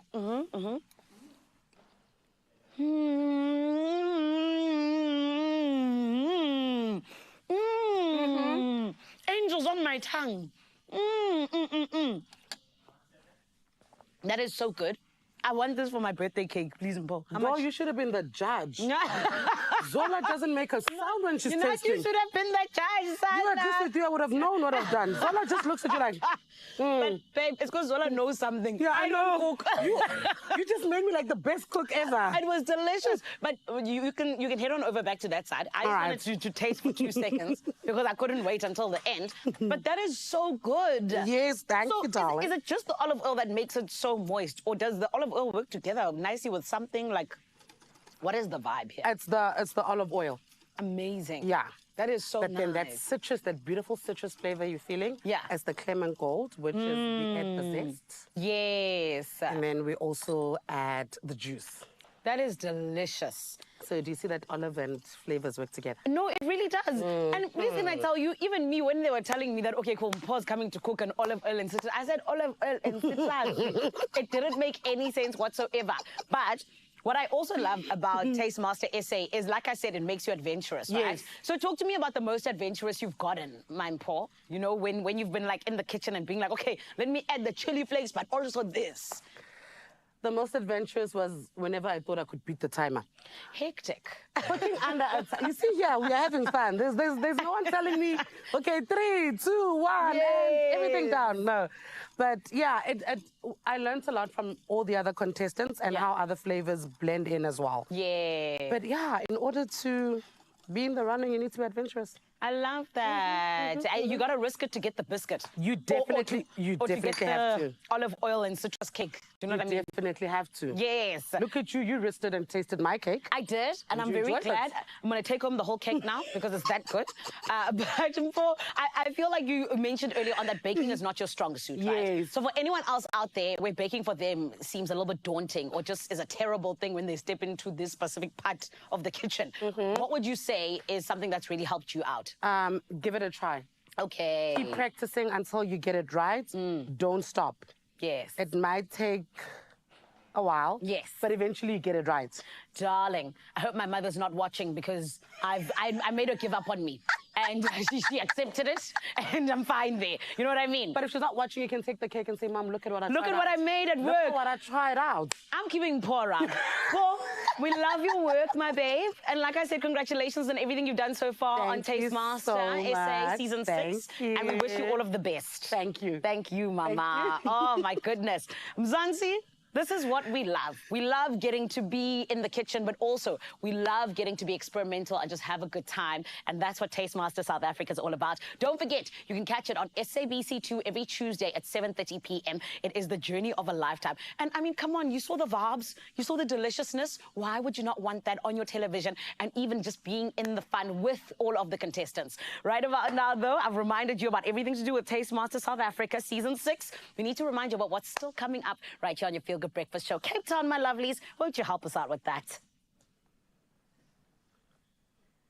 Oh, definitely, Zanele. In exchange for a piece of that cake, it looked absolutely delicious. Well, listen, cake might be one of the things you want to take with you on a road trip. I think the essential thing is your padkos. It's got to be sorted, but we'll get you sorted with everything else that you need when it comes to taking on the long road. You might see something next to me. We'll reveal more about that in just a little bit. Not only that, in the art space, we're going to be shining the light on a young artist, Bulumko Mbete, who's doing so incredibly well in the Le Atelier art exhibition, and we can't wait to definitely shine a spotlight on that during this Youth Month and beyond. It all comes your way straight after this. Dreaming of the ultimate kitchen glow up? You could win a fully fitted Easy Life kitchen worth 450,000 Rand. Complete with premium Caesarstone countertops and 50,000 Rand installation covered by ABSA. Head to your nearest Easy Life kitchen showroom, scan the QR code, strike a selfie in your favorite kitchen setup, and fill out the in-store entry form. Kitchen dreams made easy. Entries close 30th of June. T's and C's on easylifekitchens.co.za.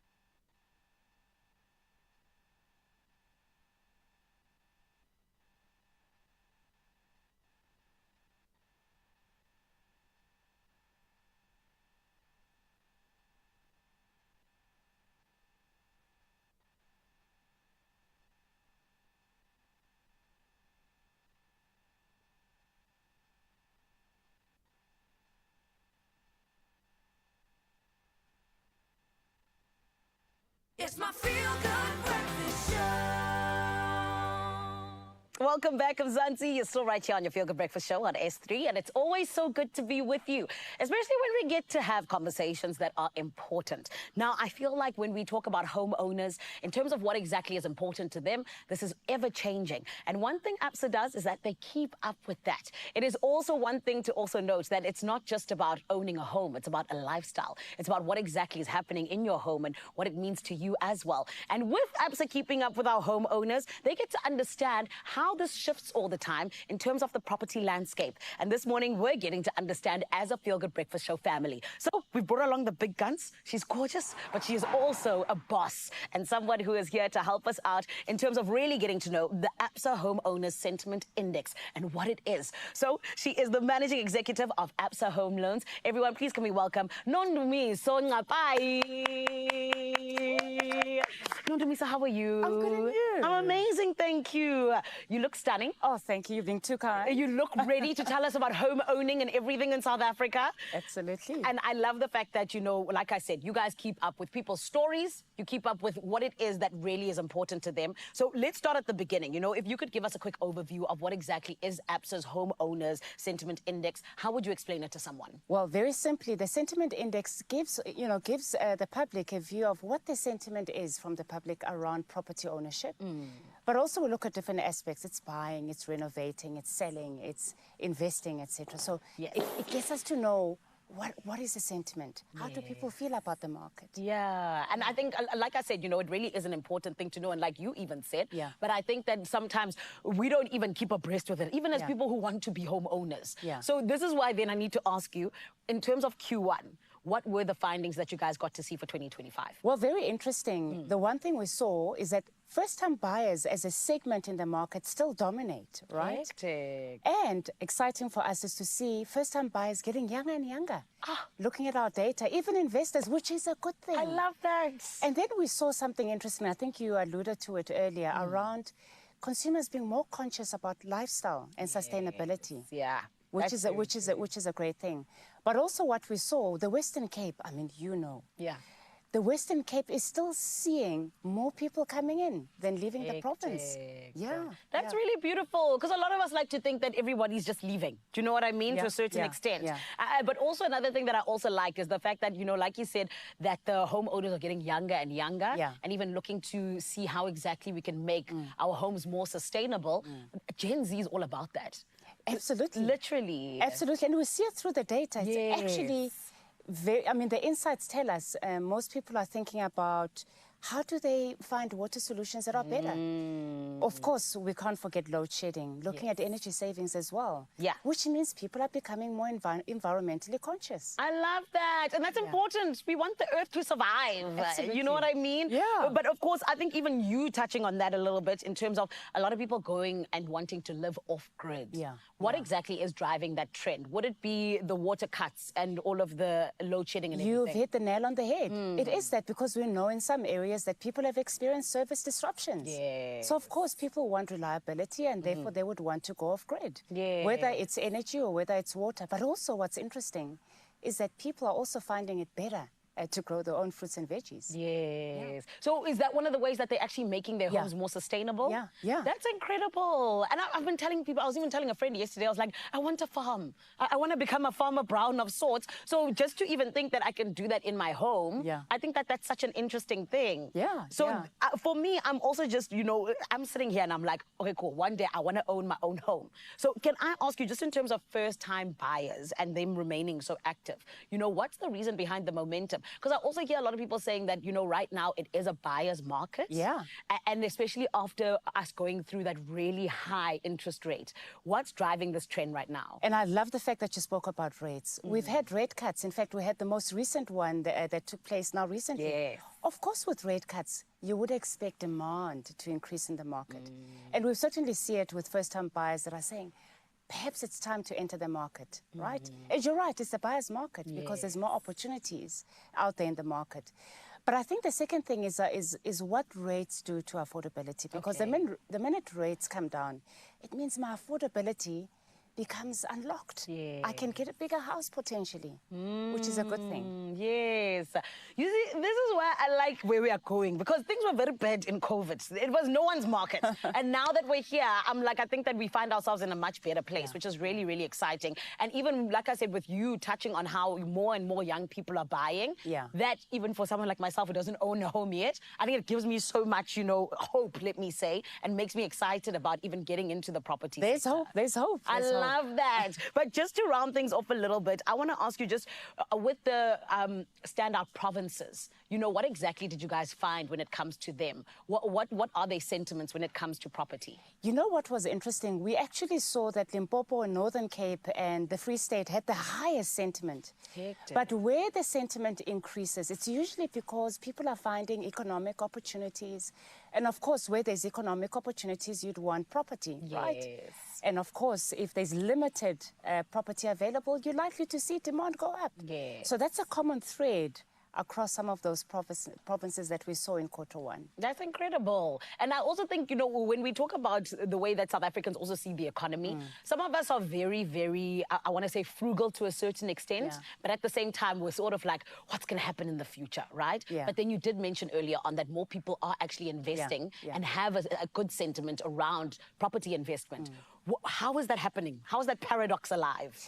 So obviously, when you look at the rate environment, and let's look at it in general, even when you go past a couple of years, when you look at the rate environment, of course, typically demand would go up. In fact, we do think that rates could potentially come down again in July. Again? Sorry, I'm which so happy. means that further demand is spurred in the market from a property perspective and across those different segments that we see. I'm sorry, I'm so excited because one day, like I said, I want to own a home. So if the rates are coming down again, I think it opens up for me. Like you said, that's amazing. Thank you so much, Nondumiso. I feel like I said, you don't just look gorgeous, you're the boss as well. And I feel like you've really lifted us with something here today. So thank you so much. Thank you so much. Oh, man. I always tell you, ABSA has got our backs when it comes to anything financial, but they always make it so easy for us to understand. But more than anything else, friend, they always let you know just how much your story matters. And that is what it is about. As you heard, things are looking good in the property sector. And apparently you have a good sentiment, South Africa, which we love. But I can't wait for the next time we have this conversation, because then we'll be able to even look at Q2 and more with our favorite bank, ABSA. It's always so incredible to be able to have these conversations around your finances and how, in fact, ABSA has got your back.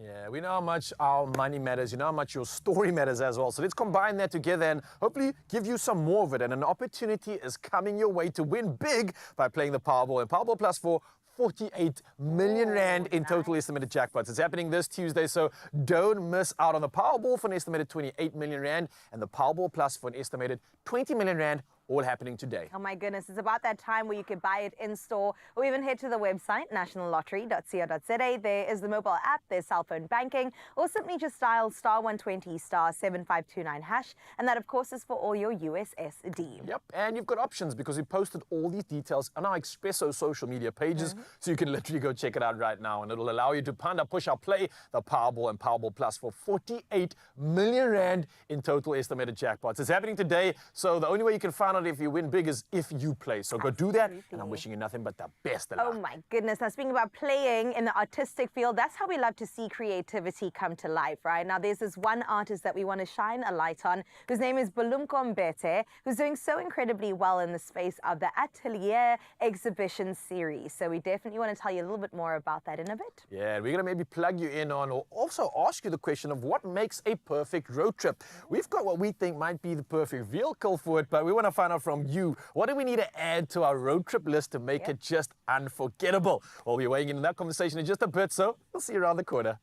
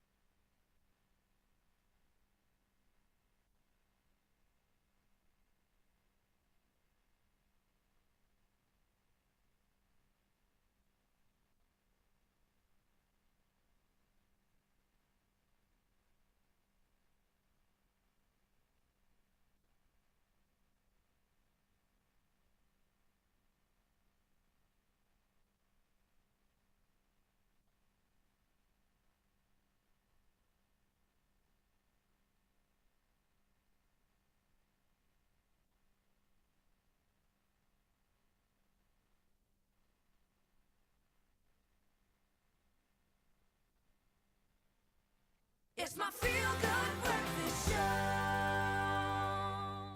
Hey, Mzansi, what's happening? Health Tuesday, choosing so many incredible things, and maybe we're gonna put something on your road trip list because listen, there's something magical about hitting the road. I think there's something about those windows being down, the music being turned up, and snacks in hand. Now listen, everybody's got their own way of doing it, right? So what makes your perfect road trip? Is it the perfect playlist, a boot full of padkos, or those spontaneous stops that turn into unforgettable memories? Well, we're going to be sharing our favorites, and we want to hear what yours are too. And clearly someone is already finding their favorite seat on the road trip, and that's clearly not on the driver's side. Yeah, I'm the passenger princess, certified passenger princess, because I have to take care of all the things when it comes to making the road trip extra special. I will be your DJ. I'll play you the best music. I will be your padkos handover to make sure that the driver is sorted. And when it comes to your favorite snacks, Raul, what's on the menu? What would you like? Oh, Mzansi, that's a big question. And I think when it comes to a snack that I would want to have for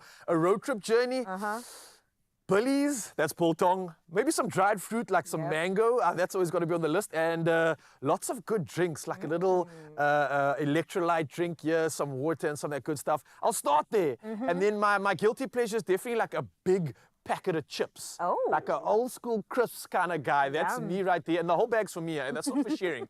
Have you got a favorite? But I'll hand you the chips though, because you have to have your eyes on the road and your hands on the wheel. I remember memories growing up when we would do road trips up the West Coast, and the car, the way it would smell, because we would open the boiled eggs from the padkos, we would open the fricadelles from the padkos, and it's like, yo, Mom, did you have to do that? But I remember those with such fondness, and I think that would be my inclusion.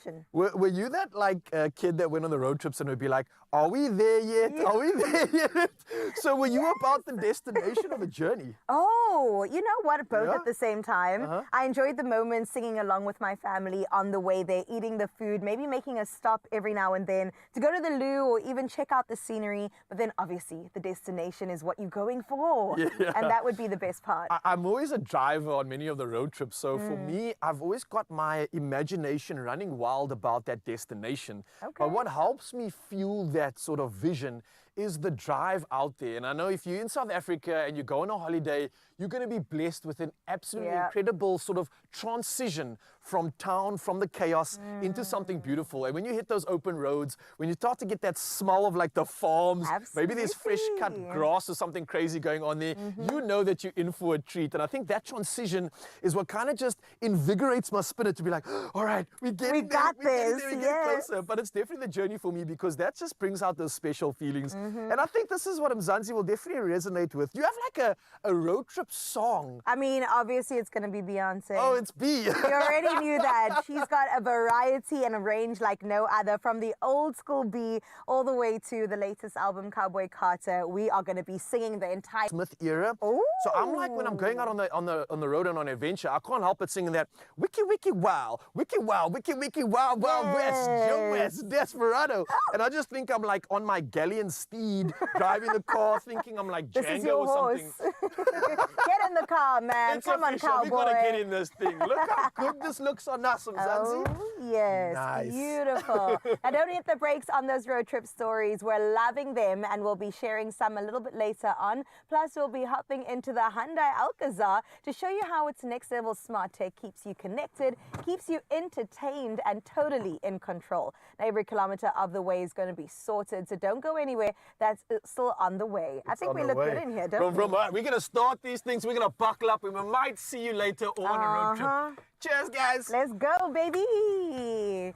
Let me upgrade. Oh, yeah. All right, where's the music? Let's okay, go. I'm sorting it out. I was singing for you. See you later, Mzansi. Don't mind us. Oh, when you're smiling, when you're smiling, the whole world smiles with you. This, my friend, is what beautiful mornings are made of.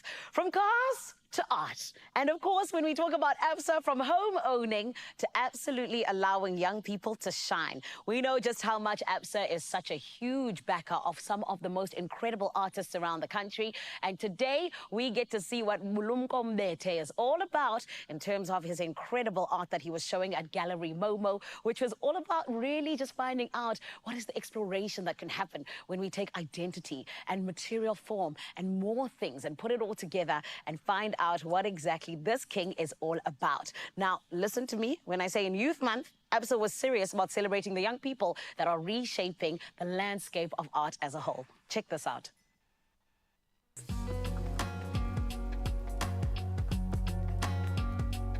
In 2024, we're celebrating 20 years of the ABSA Atelier Gerard Sokoto Award, and you have been so impactful in your time here. Tell me, how has this award highlighted your work and also your experience? I think it's been really amazing just because Gerard Sokoto is one of the first South African artists we learn about in school. And so for me, it's been really inspirational in that it's given me the confidence, trust in the process of making, and also just like really inspired me to continue on the path and also kind of be impactful beyond just myself and the work that I do.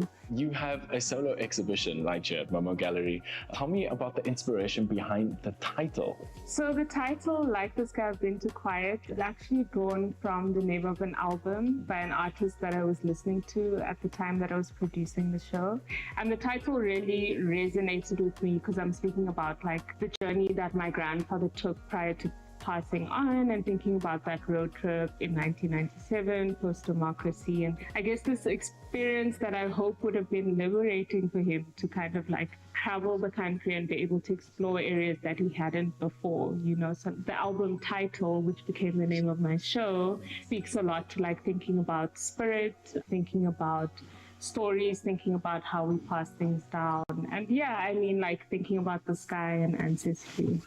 My first impression of walking into Bulunko's exhibition is you could see ABSA loves to tell stories. It makes so much sense why Bulunko is an award winner. Every single piece that she created here has a personal backstory to her, which is very, very personal to who she is. This installation is titled In Our Mother's Gardens, and it thinks about the relationships between mothers and daughters, mothers and grandmothers, and thinking about how my making practice has come from them and how they use like textile objects as gestures of love within the family, and the knowledge that comes through learning to bead and the act of beading, and also these objects that we make as objects of divination. So thinking about like knowledge that gets passed down. Tell me a little bit about the beadwork here that you have on the center. So in terms of this, within my work, I also think about like migration within my family and what the migration means within South African history and why people migrated. This line is kind of tracing the migration in my family, and within this room, I've kind of documented different people's routes of migration, and this one over here is my own.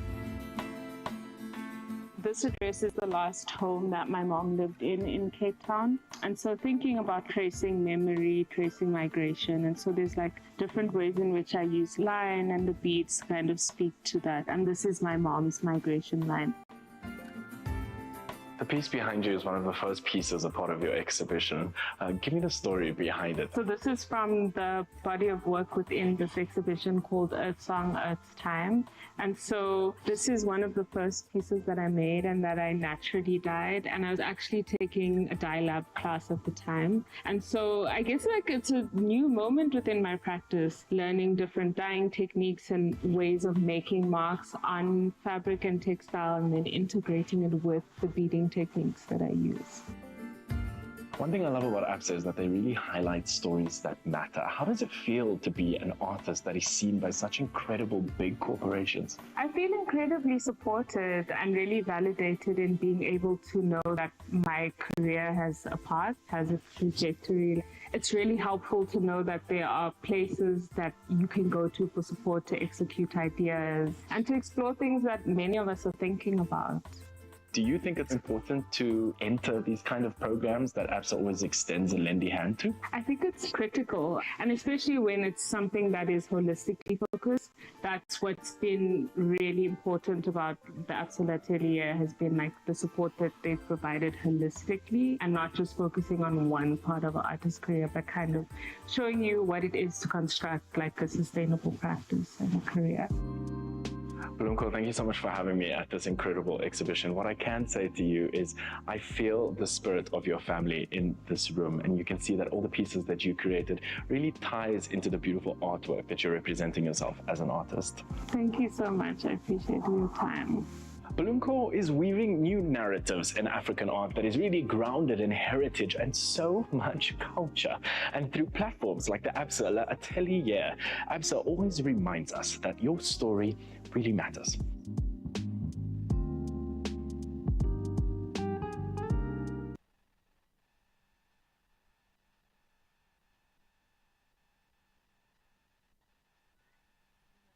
Such good things still coming your way, but that was such an incredible insight into the art world in South Africa with Bulumko Mbete's powerful showcase and how it does more than spark conversation. In fact, it has ignited an entire movement. Now, her work laid the foundation for a series that celebrates the bold, unfiltered voices shaping the future of African art. And of course, a heartfelt thank you to ABSA for creating the space where fearless creativity, of course, takes center stage.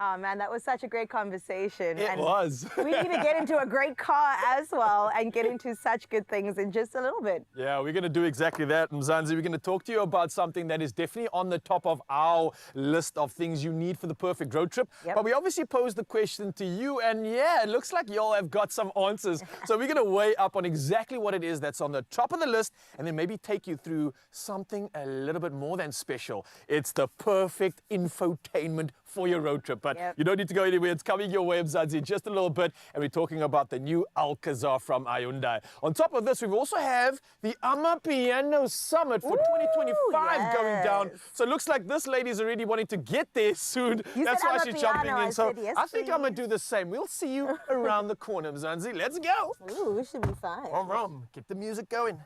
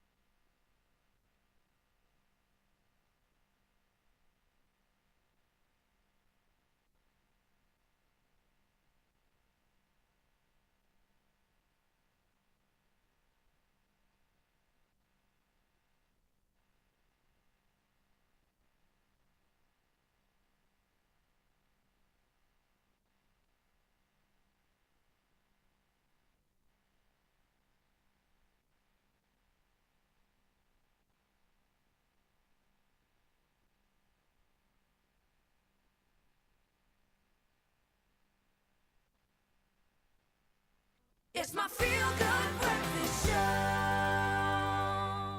This is exactly where you need to be, Mzansi. And when I say that, I mean it with all of my heart, okay? Why? One of the biggest things to come out of South Africa over the last couple of years that's making us known all over the world. We get to celebrate it from the 26th to the 28th of June. I am talking about the Amapiano Africa Summit, and it is going to be happening with Constitution Hill, as well as Basha Uhuru, and of course, our family, SABC1. It's big, it's huge, and this is why we had to bring some big guys along to come and tell us all about it. Everyone, please welcome to Expresso this morning. It is Tulani Way, the curator of the event, and of course, none other than a king who's going to be performing there. It is MJ. Gents, my gents, be right. I'm nice, Sister Rona. How are you? Good morning. Yeah. Mister, how are you? Talk to me. I need you to talk to me. I'm talking to you. I'm here for you. Exactly. Yeah. Thank you. How are you? Good morning. Good morning, everybody. South Africa. Good morning. Exactly, Tulani. My brother, I feel like you're doing such an amazing thing. Curating something like this, it's huge, especially because of what Amapiano is doing all around the world. But where did the inspiration for it come from? I think like it comes from my friends, you know, because like I'm in a space surrounded by artists. Yes. So like most of the time, artists are always inquiring, talk. I think I need your help. Can you please help me like this? Help me there.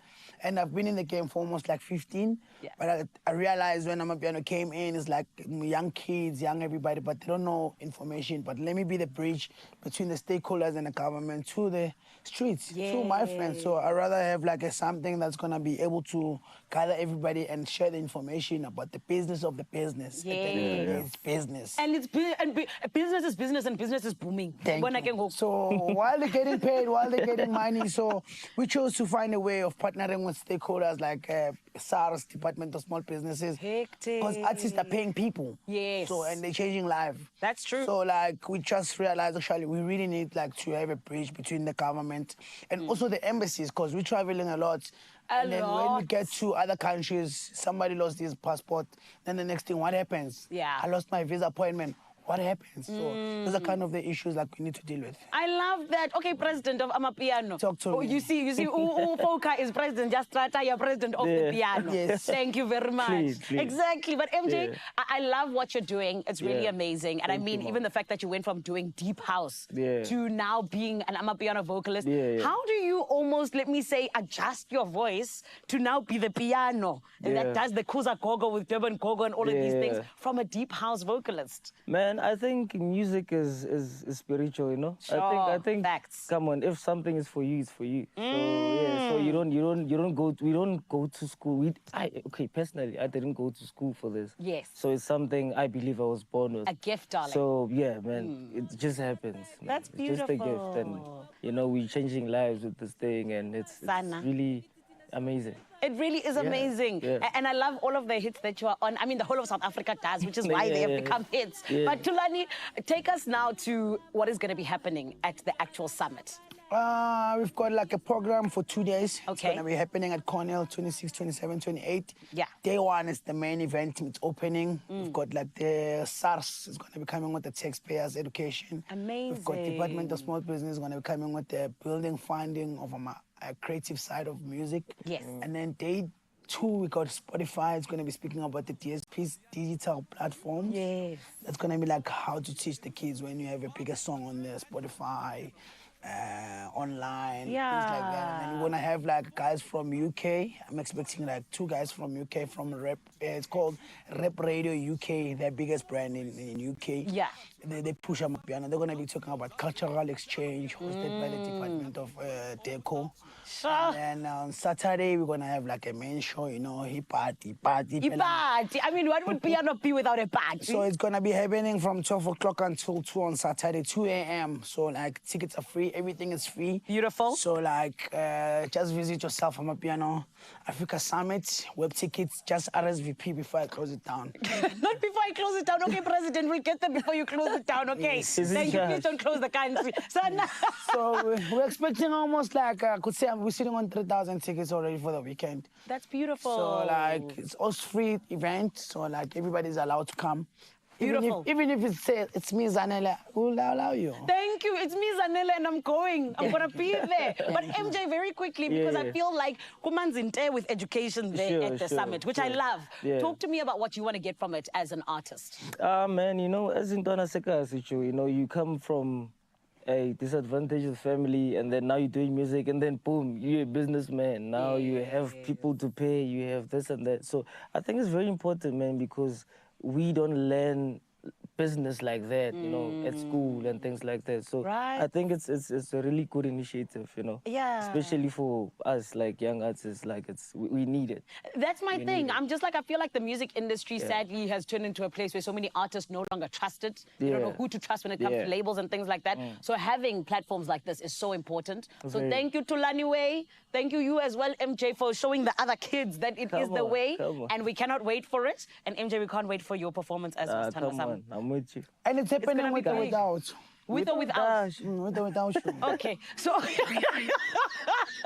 Badly. so the thing is, Tulaniwe just spoke facts. It's happening with or without you. You need to decide if you want to be there. And the beautiful thing is the fact that they've got amazing stakeholders that genuinely want you to be there. Yeah. So that's why the tickets are free. You just need to go and RSVP and say, I'm going to be there, just like I am. Thank you very much. It is, of course, the Amapiano Africa Summit, 26 to 28 June. It's going to be happening with Constitution Hill, as well as Basha Uhuru and SABC1. You know our family, and it's going to be huge. Make sure you are there, all right? Now, my family there in Cape Town, while these guys get ready to blow us away with a performance, I need to come back to you. Over to you, Cape TZ.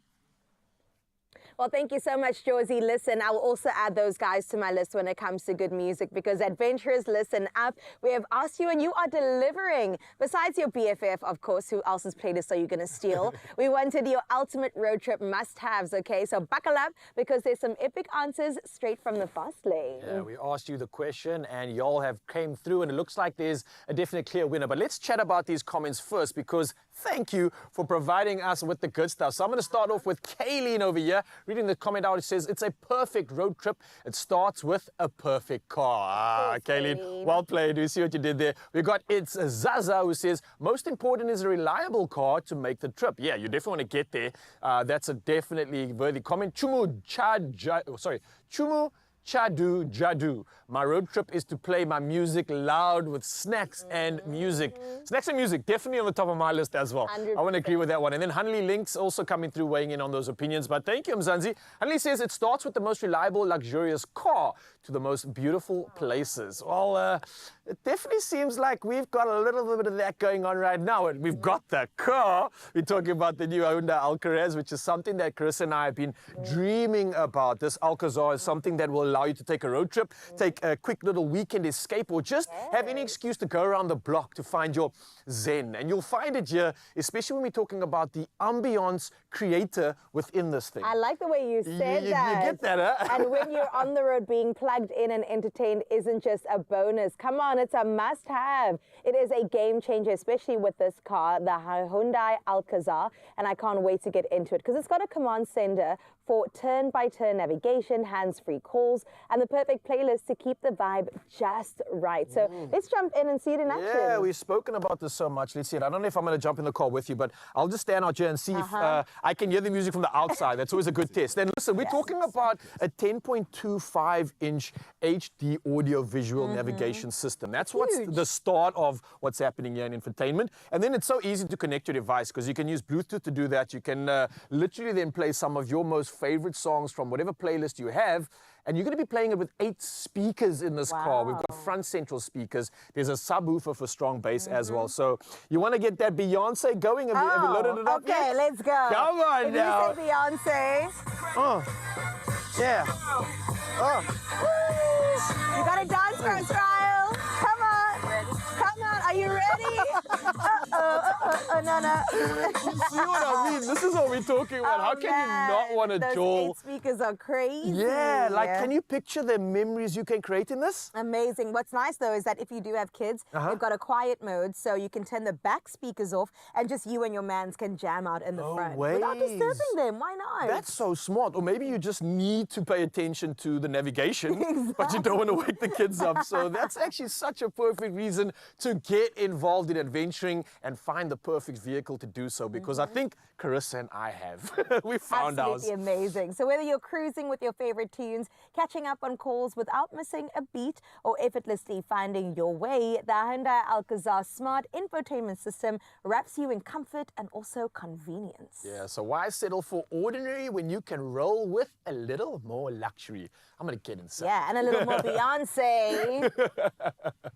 All right, let's go, baby. Road trip time. Woo!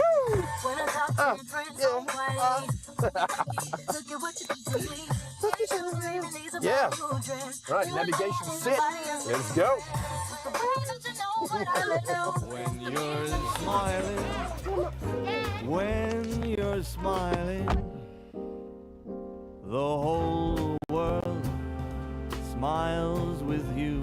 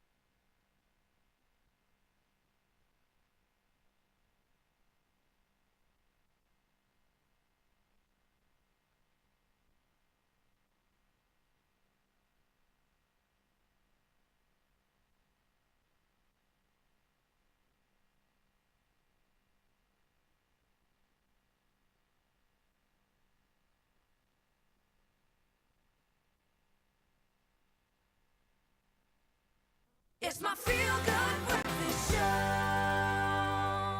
Welcome back for the final time to your Feel Good Breakfast show on this wonderful Tuesday morning. And listen, it could get even better because you could win big by playing Powerball and Powerball Plus, and that is for 48 million rand in total estimated jackpots this Tuesday. So please do not miss out. You could play Powerball for an estimated 28 million, and then you get Powerball Plus for an estimated 20 million rand today. A lot of millions coming your way, but you need to do the following. You need to buy your tickets now, and you can do it in store on the nationallottery.co.za website, the mobile app. You got cell phone banking, or simply dial *120 *7529# and then follow the USSDs. It's that simple. So many options for you, all posted on our Expresso social pages. Go and find them at Expresso Show, and then Panda Pusha Play Powerball and Powerball Plus for 48 million rand in total estimated jackpots today. And I'm telling you, fingers are crossed, toes are crossed, you could actually win today. You could win, but before you even play, we've got something winning to give you right now. We're heading back to Joburg. Zanele, give us the winning good stuff that we need.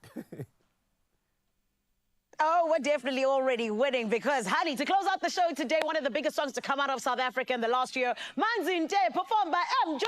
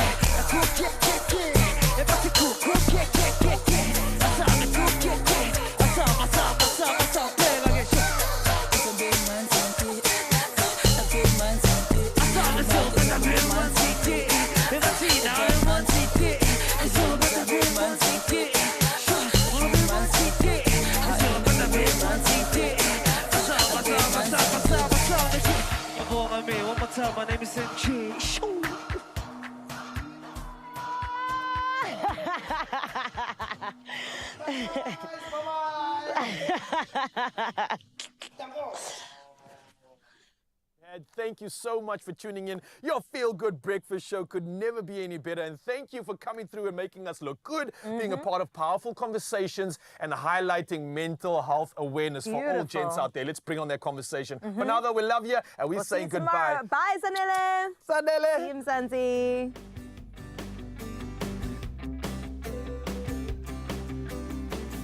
Another Feel Good production.